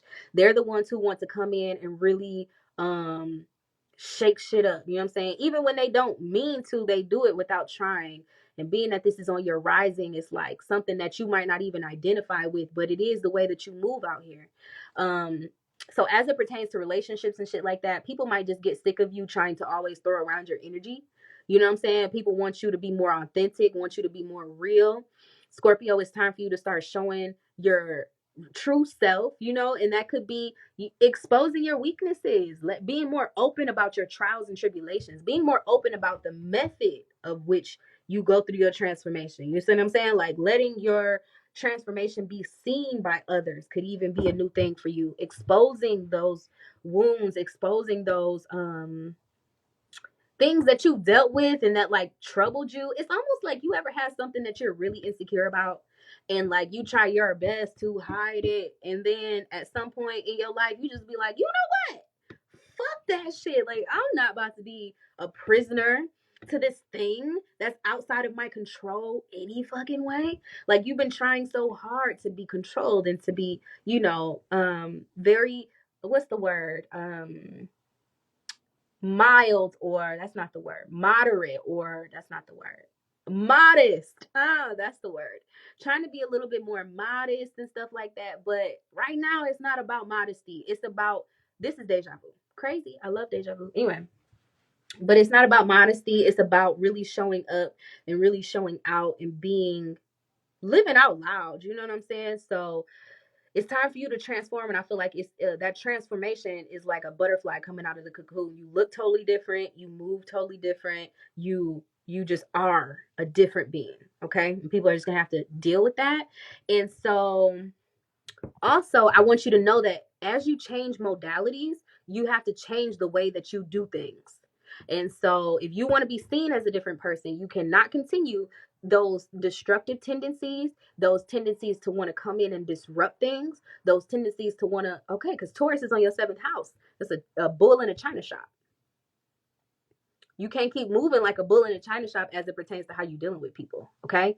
So these are your 2 affirmations. I got 2 for you as well. Number 1, all destructive tendencies and urges are totally lifted from me. I acknowledge my secret superpower, which is reinventing myself beyond anyone else's wildest imagination. I appreciate all of my phases. Okay, Scorpio? The second one. I easily find myself taking action that leads to my successful restoring of my personal faith in self and in others. I trust I trust myself more during life's processes. So it's just about trusting the motion, allowing things to be shedded from yourself that you really like are they're hard to let go, but you know it's not helping. The destructive tendencies that you may have when things get uncomfortable, because when Scorpio can't control things and things get a little uncomfortable, they just say fuck the whole shit. They'll flip this fucking table over. They will. You know what I'm saying? But right now, it's about exercising your energy and your power in different ways. Um, Scorpios also have a lot of energy. Like, it's not like Gemini or Virgo, like finicky energy. It's more a quiet, like a whole lot of like a generator. Like, come in, make the room hot. Like you don't even have to say nothing and people feel you. So right now is about you learning how to not be so fucking weird. Okay. All right. All right. So let me see. Feed your spirit. The number on this card is an 11. Okay. So it's time to start on your mastery, on your path of self-mastery. And we're all on that path already. But Scorpio, it's time for you to start really tapping into who you need to be, who you were divinely assigned to be while you were here. Because I promise you, all that pettiness and bullshit and like power dynamics and trying to throw your weight around and secret phone calls and shit, that's not your true destiny. That's not your true path, you know what I'm saying? And it's more about you guys understanding that you're connected to even your ancestry. Like Scorpio is also a highly psychic sign, right? That energy is just very um visceral, and like it's something that's in your bones, it's in your body. When Scorpios are suspicious about something, it's not just because they feel like they need to be suspicious about everything. It's really not. It's they have a signal that goes off in their body that's like something's not right. I need to change. I need to see. You know what I'm saying? I need to investigate, see what's going on. And so I think for you guys, it's more so about getting more in touch with your higher self and understanding the difference between your intuition and your insecurities, knowing when it's time to be, to pull out your little Scorpio stinger and be a little more suspicious and pessimistic, whatever the thing may be, as opposed to, this is what I want you to do, to actually feed into your spirit, to understand that sometimes it's just your ego that's talking. Again, first house, ego. Okay.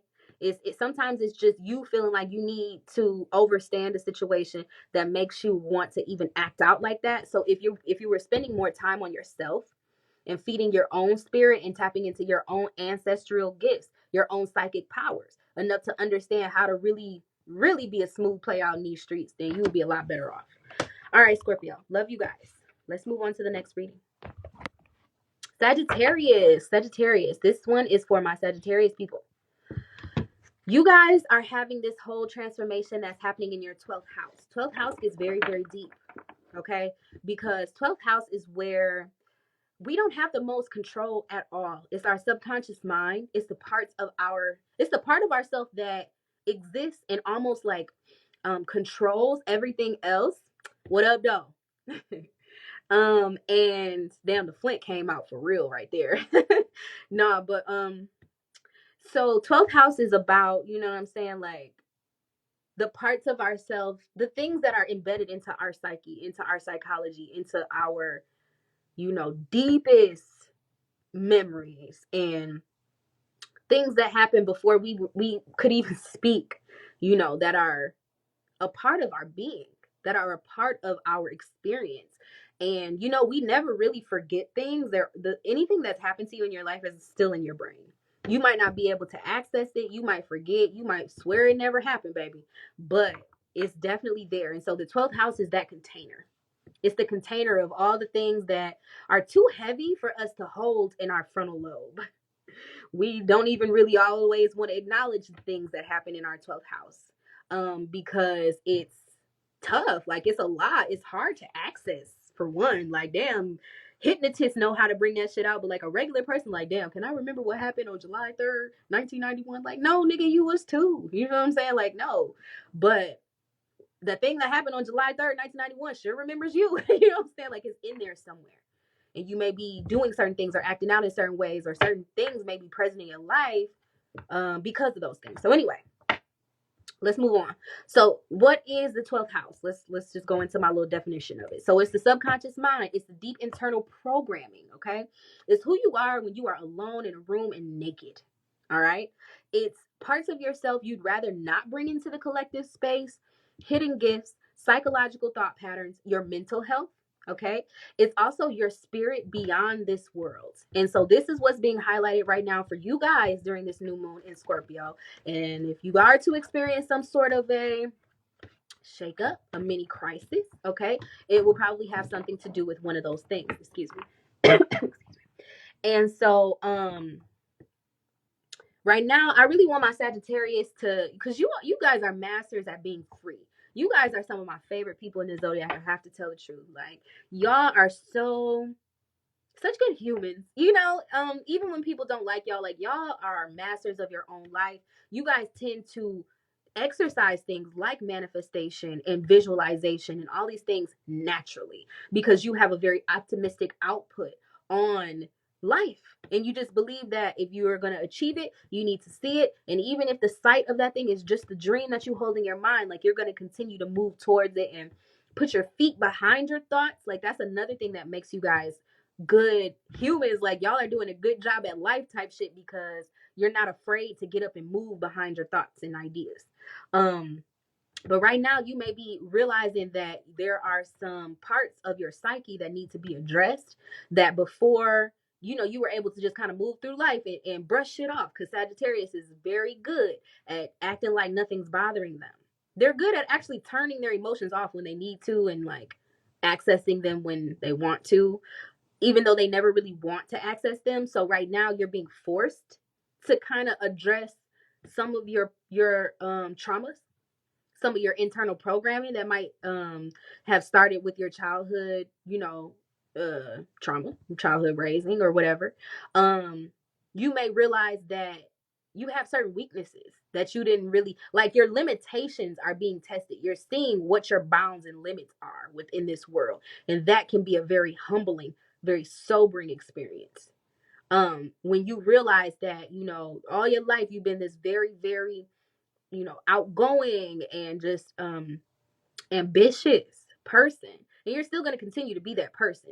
But what I'm telling you is, right now spirit wants you to focus a little bit more on the reality of the situation, through understanding that you have to address the things that you don't see as well. It's not just about filling up your life with cool, fun activities and stuff that you feel like you should be doing, but you also have to kind of tap into that emotional self in order to be able to move forward in the ways you really need to move forward. Because what's going to happen is, if you don't address this deep-seated trauma and shit that's holding you back, you're going to be held back. That's what's going to happen. You're not going to be able to advance past a certain part of your life, or a certain phase in your life, because of the things that plague you at night type shit, or the things that are being brought out in relationships, or the ways that you could be dealing with yourself better, right? You may notice that there are certain parts of your emotional self that are cut off, because of this 12th house action. And it might have something to do with, you know, things that you've seen, just fucked up shit that happens in the world, your beliefs about the fucked up shit that happens in the world. And your relationships may bring those things to the forefront in order for healing to be facilitated. All right, so you guys' manifestation. Aw, yay, I'm so happy. No, I'm just saying. Thanks, bro. Said I read him like a book. That's what's up. All right, so the affirmation for my Sagittarius people begins like this. I easily manifest self-mastery over my mind. I can't think my way out of having to do the hard work of untangling thought processes and programs that hold me back from being my fullest self. Saying I cannot think my way out of this, because you guys are very smart and you guys will definitely hatch up a plan in a motherfucking millisecond. Okay, but this is one thing that you can't think your way out of. You can't reason your way out of. You can't take action out of this. You have to kind of like deal with the emotion of it, which starts with feeling the emotion of it. Then you can take some action towards the healing. But the last little sentence here says, my energy and creativity will benefit from spending time identifying my triggers and weaknesses. So I feel like a lot of y'all might be on this kick where you're like, y'all are very passionate about life. You really want to live a life that's catered for you and like live your best life and things like that. But I feel like if you don't deal with this shit, your creativity and your sense of, you know, just being in alignment, right, with the person you want to be and with the life you want to live and the vibrations you want to hold, that shit is going to end up getting, it's going to end up being tilted. And a tilted Sagittarius is like the worst thing. It's like the smartest kid in your school grows up to be a bum. Like, what happened? You had so much potential. You see what I'm saying? But then like just life choices and not wanting to really deal with shit and wanting to stay in that space will hold you back. All right. But I know that none of you guys are bums. Anyway, so the card that you got to help you through this energy is Vibe Check. The number on the bottom of this is 30, deriving down to a 3. So it's time for you guys to get more creative. I even feel like with this Sagittarius energy here, you may be being called to participate in some creative pursuits to help process these traumas. Okay, that's what I'm getting. Like music may be a thing, painting may be a thing, art may be a thing. Whatever your thing is that's more on the artistic, creative, like being free side of things. Whatever you do that gives you that sense of freedom, it's time for you to start. No, I just want you to use, no. Start creating some processes for yourself. Like if you're a painter, don't just be like, oh, I got all this commission work to do. Maybe in the morning you do an exercise where every day you work on this piece and the objective is to just paint what you feel. You know what I'm saying? Or paint a little bit and then journal or something, or put on some music that you really, really like. And you know what I'm saying? Like really vibe out, like tune yourself. You see this card? It has a tuning fork on it. That's talking about getting in alignment, really energetically getting yourself to the space where you need to be able to manifest what you need to manifest. Okay? Vibe check. It's time to get in line with yourself, to really start creating the life that you want, but know that you will not be able to create out of an empty or a wounded space. These are the main themes here for Sagittarius. Being that all this is happening in your 12th house, the house of the subconscious, some things may start coming up that are not the most comfortable, and I especially say that for you. Sagittarius first house, Scorpio 12th house, there were definitely some traumas that happened in childhood, for sure. And I love you guys. Like, I'm not judging you or your people or nothing. It's just a simple fact that you got to deal with that. Like, it might not have been your fault. It might not have been your people's fault. Sometimes things happen that are outside of our control. A lot of people with Scorpio 12th house don't have parents due to like health issues and shit that was out of anybody's control. You feel me? But the deep psychological hurt and pain and triggers and traumas, you're grown now. You got to deal with that. You've got to untangle that. You've got to get in touch with that, and you'll start to feel a little bit happier. Because I also feel like I've seen my Sagittarius go into a little bit of a slump, which I do not like. That I do not meet. That's the shit I don't like. You know what I'm saying? Like that's not even y'all. Like y'all need to really get in alignment. I'm gonna keep saying it because these are the words that like that mean what I'm trying to say, but y'all need to get in line. You know what I'm saying? And it's not going to come from you trying to go out and just keep working and doing more and investing more and putting your energy out. Eventually you're going to fucking collapse. It's going to hold you back, and you're going to end up losing something because you didn't want to go back and tune up what you needed to tune up beforehand. Okay? I love you guys, Sagittarius. The affirmation that I just gave you guys, along with what to do with that affirmation, will be on my Facebook page, the High Vibe Collective, over on Facebook. So we're gonna take these affirmations and do a little personal manifestation ceremony with them if you so choose. You can take what you want out of that affirmation and leave what you don't want. Even replace some things if you really feel it in your spirit. Like, it is what it is. Let's move on. I got 3 more signs to do. And I thank you guys so much for joining me. If you guys wouldn't mind, please share this video with some people that you think might be interested in tarot or oracle or astrology or metaphysics or energy work, because that's why I'm here. All right. So, Capricorn risings. Let's talk about it. You guys are having this whole thing go on in your 11th house. I love it, actually. So for the Capricorn rising, 11th house talks about you guys' network. It talks about the reach that you have. 11th house comes right after 10th house. 10th house is the highest point in our chart. It talks about our reputation, right? And so 11th house is what we do for the reputation. You're so welcome, my love. So 11th house is what we do with that knowledge and with the skill that you only get a reputation by learning how to do some shit, having a certain position, right? And as you're in this position, you become a higher rank. And as you're moving up the ranks and stuff like that, you're able to provide opportunities to others.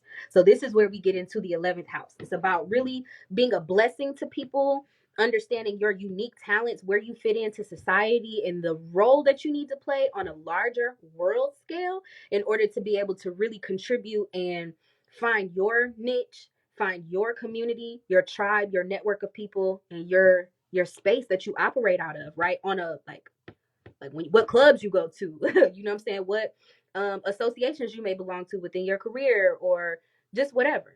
All right. So basically, this is my definition of 11th house. Let's go through it real fast. Again, your network, your gifts, your net worth. Okay, what are you worth? How much? Get your weight up type shit. Like, who are you when you step into a room type shit?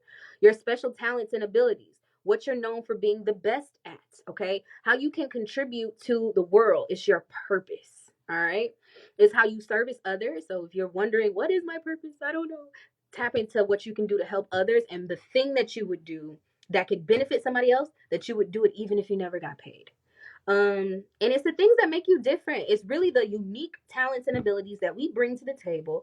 Like, there's probably 1,000 tarot readers, but there are no other Nell Nicoles, I promise you. Okay, so it's just being yourself and really allowing your gifts to be of service to others.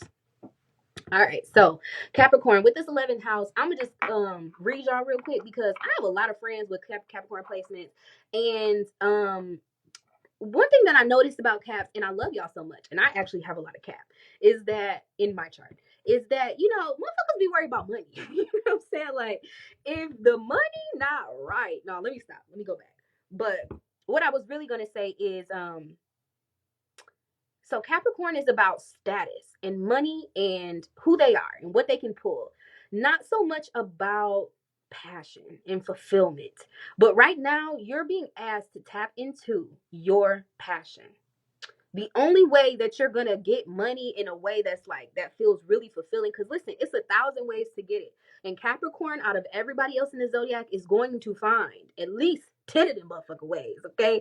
And start bringing it, even if it's just a little change here and a lot of change there, baby. They gonna have some multiple streams, because security is something that's always on the Capricorn's mind.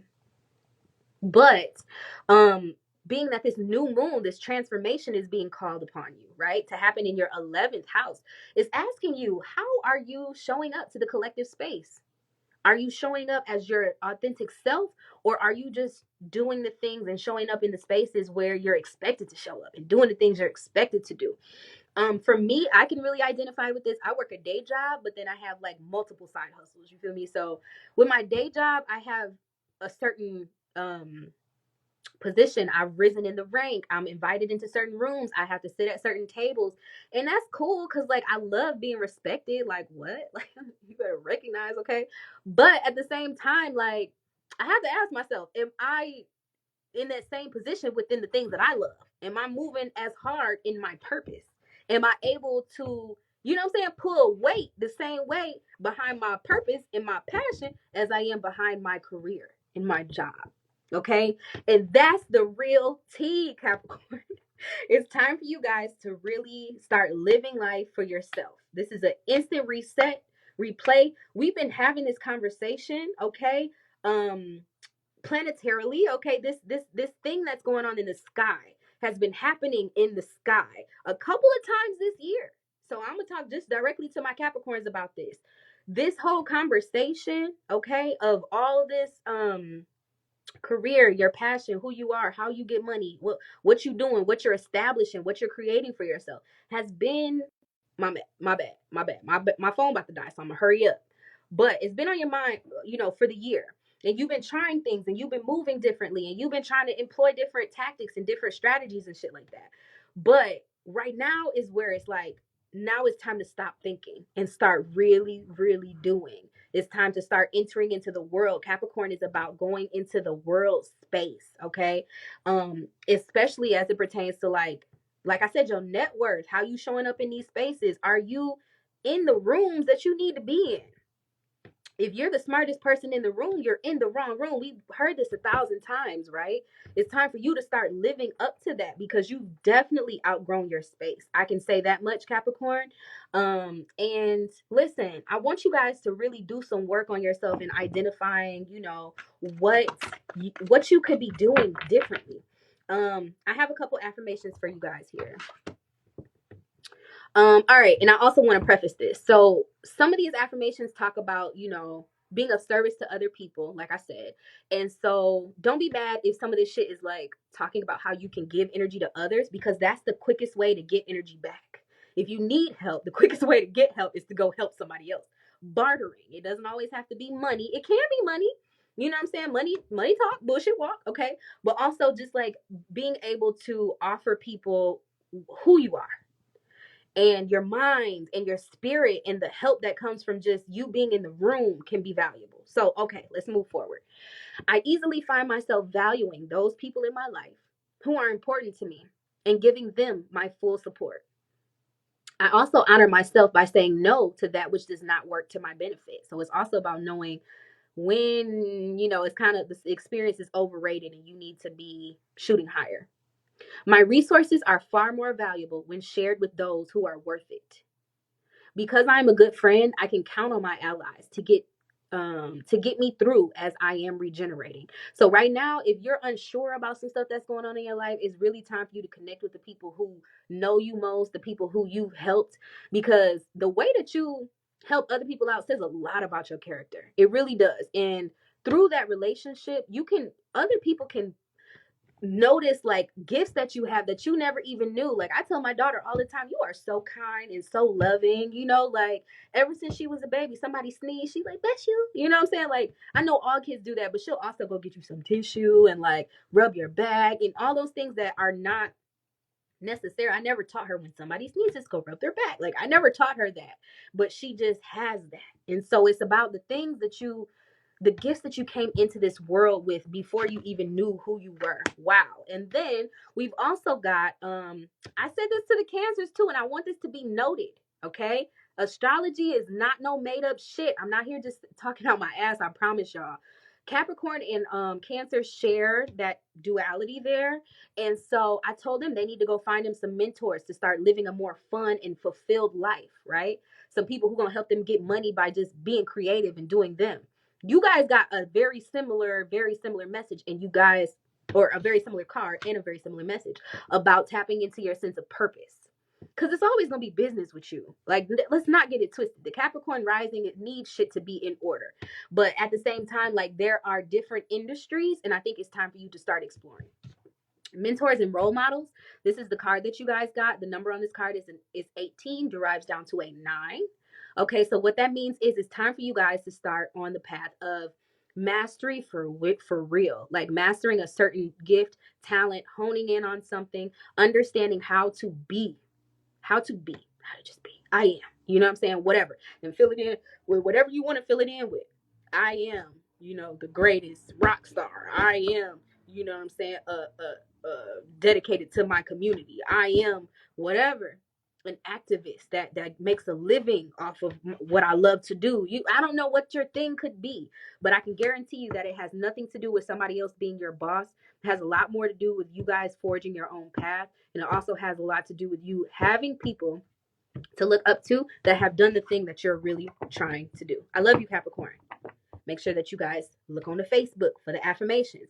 If you're watching this on YouTube, actually, I'm going to leave them in the description box so you guys don't even have to do all that. I love you that much. All right, so let me see. Next, last two, Aquarius. And I hope this live saves, because if it don't, I'm going to be hot, boy. Woo! All right, so let me see. Aquarius rising. For you guys, this whole thing, this transformation, this metamorphosis. Let me slow down. Oh, you know what? I'm not even gonna say it now. I'll do timestamps myself. But anyway, for the Aquarius people, this is happening in your 10th house. I talked a little bit about what 10th house was. 10th house is the highest point on our chart. And so it is the thing about you that people see when they've never met you. They just see you in the world. So this is like one of my favorite astrologers. She's real fun. Her name is Alyssa Sharp. She always says that the highest point of your chart talks about who you are on social media. And I agree. I feel like social media allows us a certain type of platform that, makes people think that they're seeing the real us, but really it's just a projection of who we wish to be. That's as simple as it goes. No picture gets uploaded that we don't choose personally and handpicked. No status gets made that we don't want, out there. And so it's like personal PR for everybody, man, woman, and child. Okay. Damn rudeness. Anyway, so Aquarius, you guys are being asked to take a look at how you're being seen in the world. Do you get the respect that you want? For real, for real. You know what I'm saying? How does your name precede you? Before you walk into a room, what are people talking about? Let me see. And also, just what are you doing in the way of your career, and how is it, what am I trying to say? How is it allowing you to be your most authentic self? Because that's what all of this moon is about, being authentic, being for real, and getting in touch with like you and how you relate to people, and for you, how you're seen. And so the career, there could be a big change there. Let me see what I put here. You may not feel like you've been making as much movement in your career as you really want to. You may feel as though you're being asked to, like, all right, Scorpio, so you put in a lot of work for something, but now you're asking yourself, damn, did I put all the work in to the right basket, or should I have been doing more work that was going to fulfill me? The conversation here is advancement or growth. They're not the same. And sometimes I think we do what we think is going to advance us.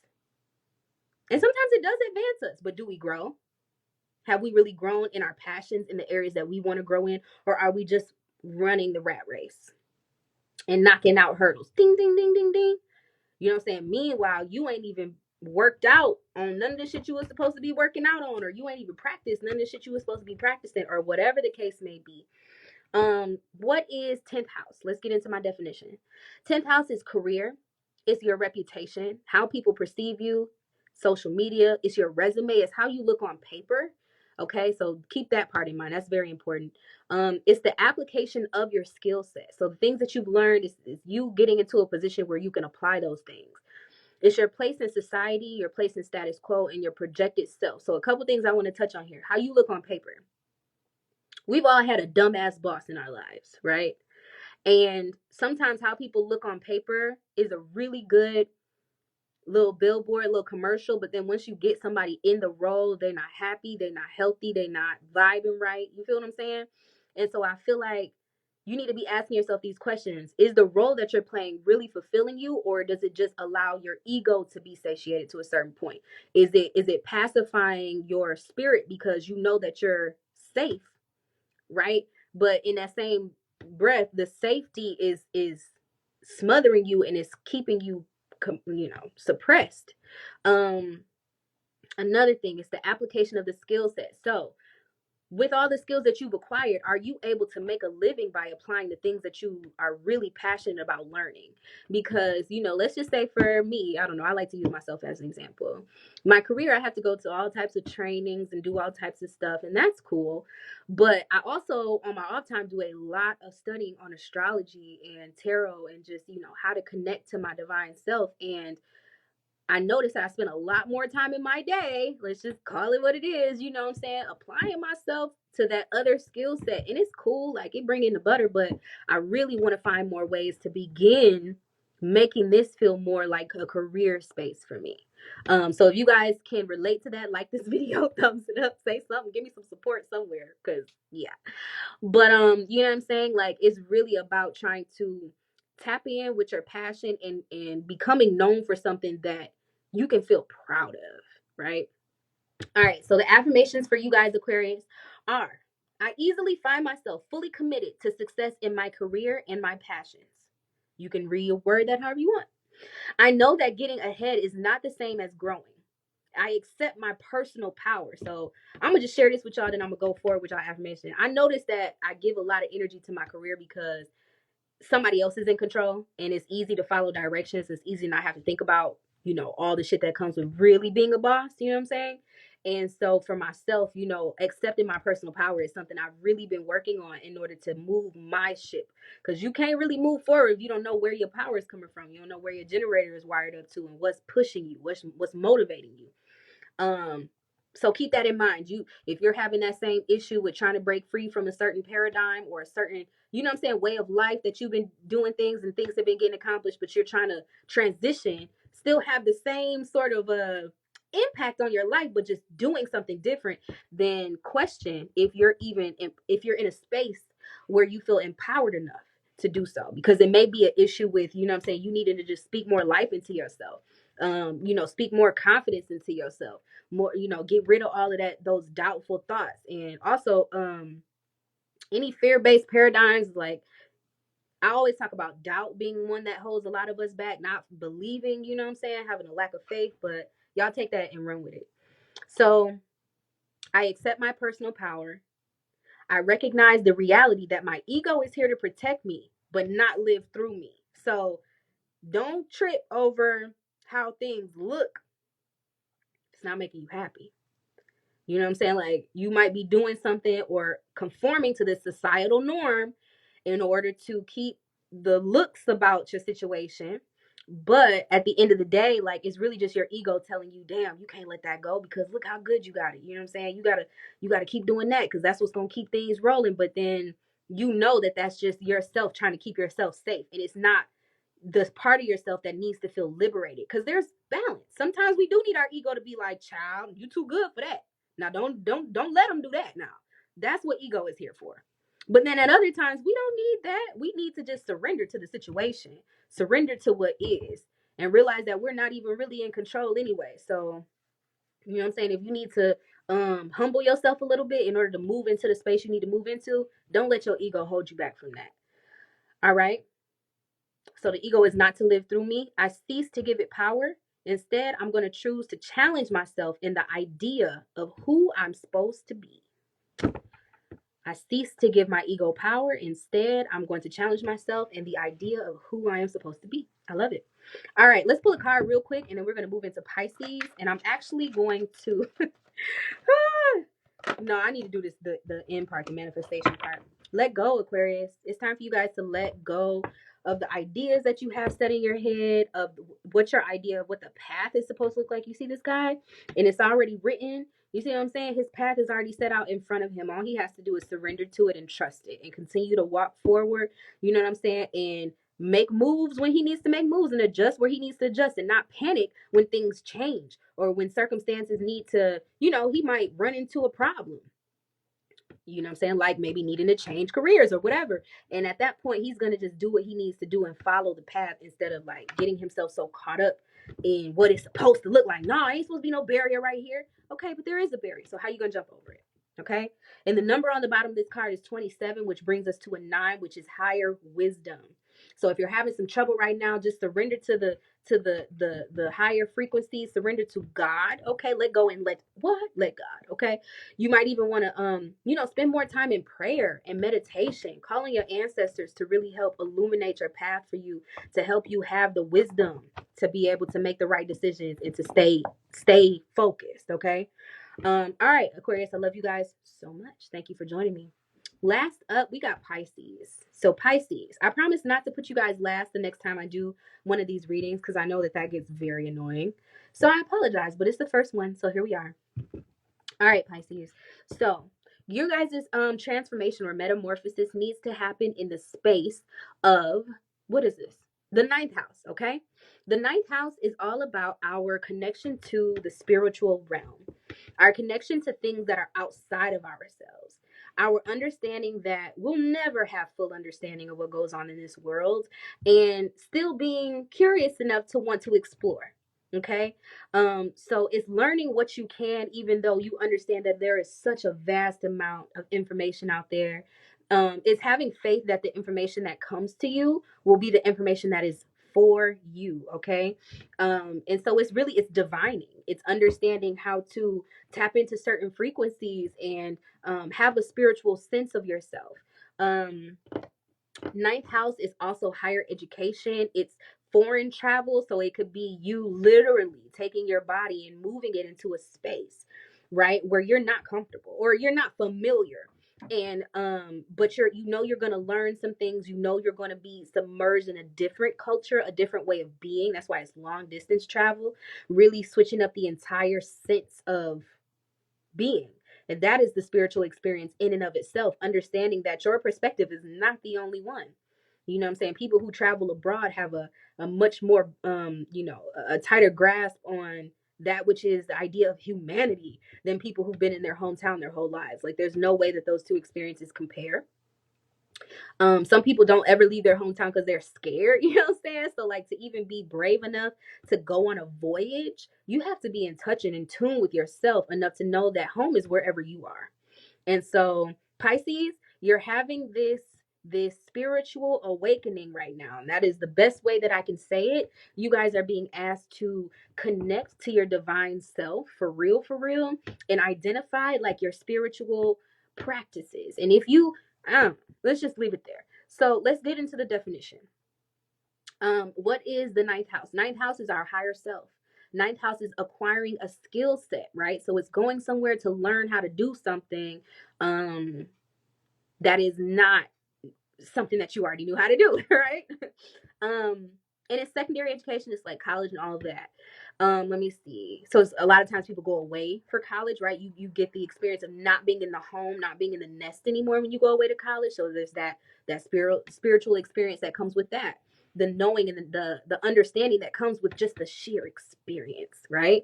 Um, it says, oh, higher learning, institutions of learning. So it could be going away to schools, specialty schools, or schools that center their curriculum around spirituality. It's just learning how to become more disciplined. Really think of like nuns and monks, people who devote themselves to the spiritual experience. It's understood that they're on a learning journey. You're on this path to learn. You have somebody that you answer to, and they have somebody they answer to, and there's this trickle down of information that comes with each stage and each step that you go through this ninth house of learning. It's also the connection to spirit and religion and the spiritual self. I said that. Okay, so moving forward. Pisces, y'all are some magical motherfuckers. Okay, so it is what it is. Pisces has this energy, just like all the water signs. Y'all are very in tune and very tapped into the spiritual realm naturally. It's something that you just automatically sense. Your sensory is a lot less cerebral. It's a lot less physical. It's more so of an internal thing. Okay, it's something where you guys have moods and feelings about shit, and like, sometimes y'all mood can get out of whack when you don't know how to like tune into them. But if you if you are in alignment, you know you're doing the spiritual work, and you know that when something happens, you get a feeling. I want you guys to like really follow that feeling. I want y'all to not dismiss your body and the signals that it sends you. Did I pull a card for Aquarius? I did. Let go. Anyway, so I want you guys to not dismiss your body when it's telling you certain things. I said at the beginning of this reading, if you guys are watching this and you feel a way when I say something, even if I'm talking about a whole nother sign, if that thing tugs on you, then you know that there's something there for you. You guys have that in everyday life. You wake up some days just not really feeling the shit. You know what I'm saying? Because you're tapped into the energy, and you just like, you might not even know why you feeling off, but it's just you're sensitive. It is what it is. So right now, it's time for you to actually start like identifying more with who you are spiritually. Now, what I want to say is please do not run to the nearest fad, because you guys are highly impressionable. Pisces just has a very receptive, open energy that can make it easy to manipulate you guys. And so the first thing that you see that's like, oh my God, that's cool as hell, like, don't just run towards that. I want you guys to really spend some time praying for real. Like, I don't know who you're gonna pray to. If you don't know who to pray to an ancestor, pray to the spirit of love and light. Do whatever you need to do, but ask for some spiritual guidance. And then listen. It might be a week, it might be a month, it might be a day, it might be a minute. Okay, you need to take in all of the symbolic cues and the things that are happening in your world around you, because this is how you read energy.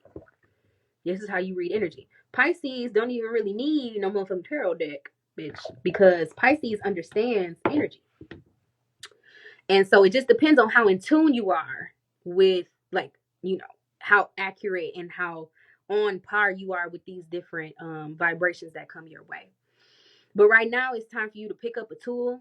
I'm feeling like it's time for you to start identifying, like, what is your thing going to be? Are you going to be an intense prayer?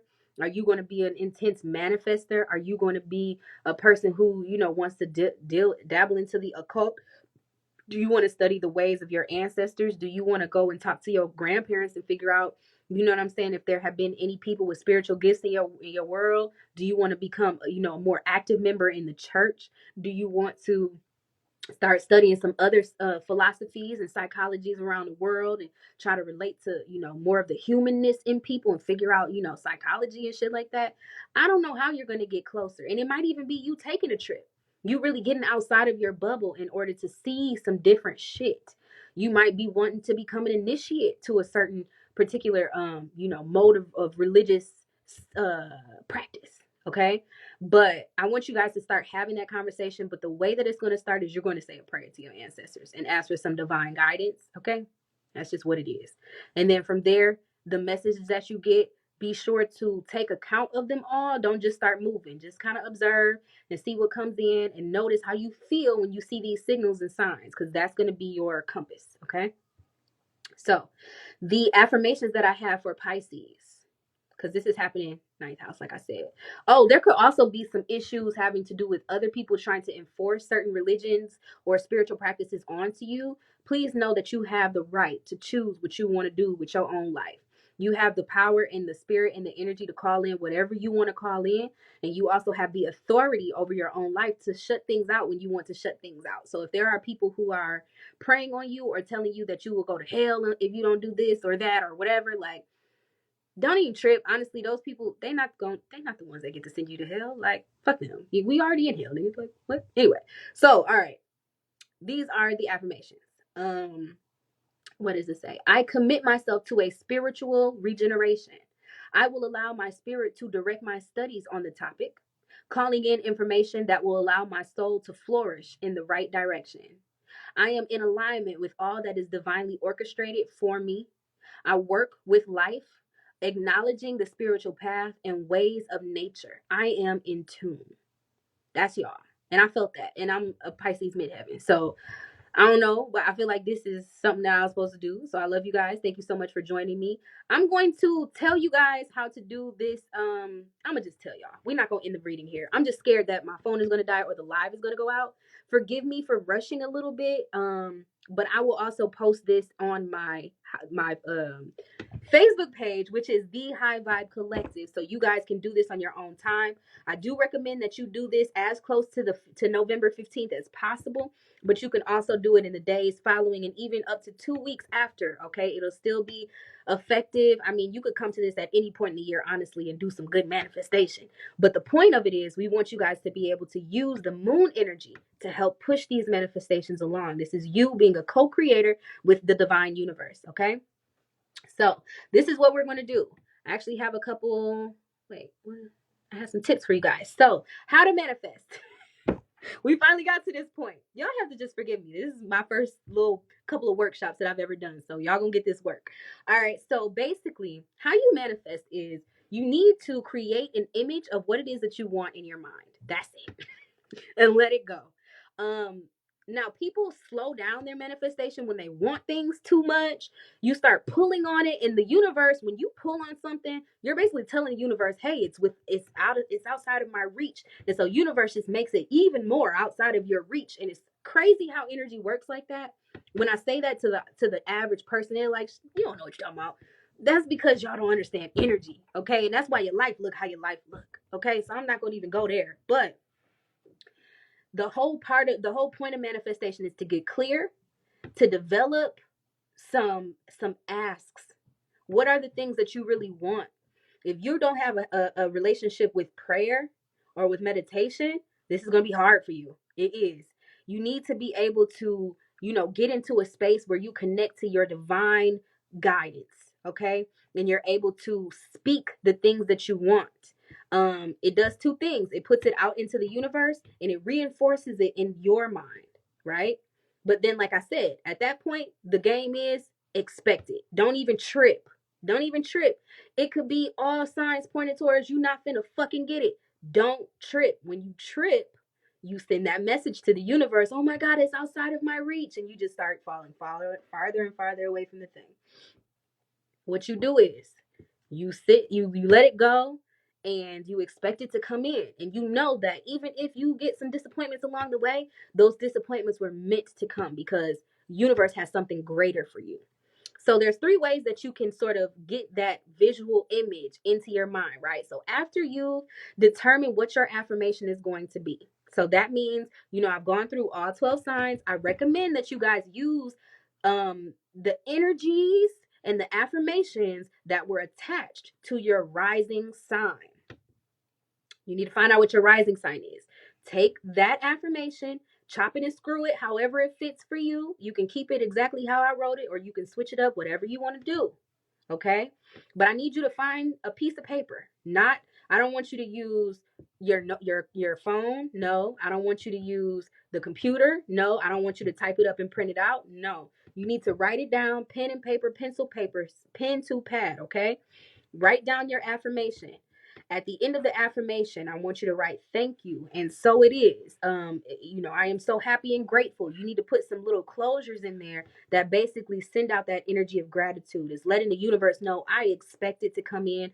I already know it's going to come in for me. I'm not tripping. So you know what? Thanks in advance, universe, because I've already placed my order in the catalog of life. And I know that regardless, I'm going to start, now that I've got that in my subconscious, because what does writing do? Put it into your subconscious mind, okay? And from there, what did I tell y'all earlier in the live? The things that we've done in our life, we never forget. And so if you have that locked into your subconscious mind, you might even want to write the affirmation 3 times.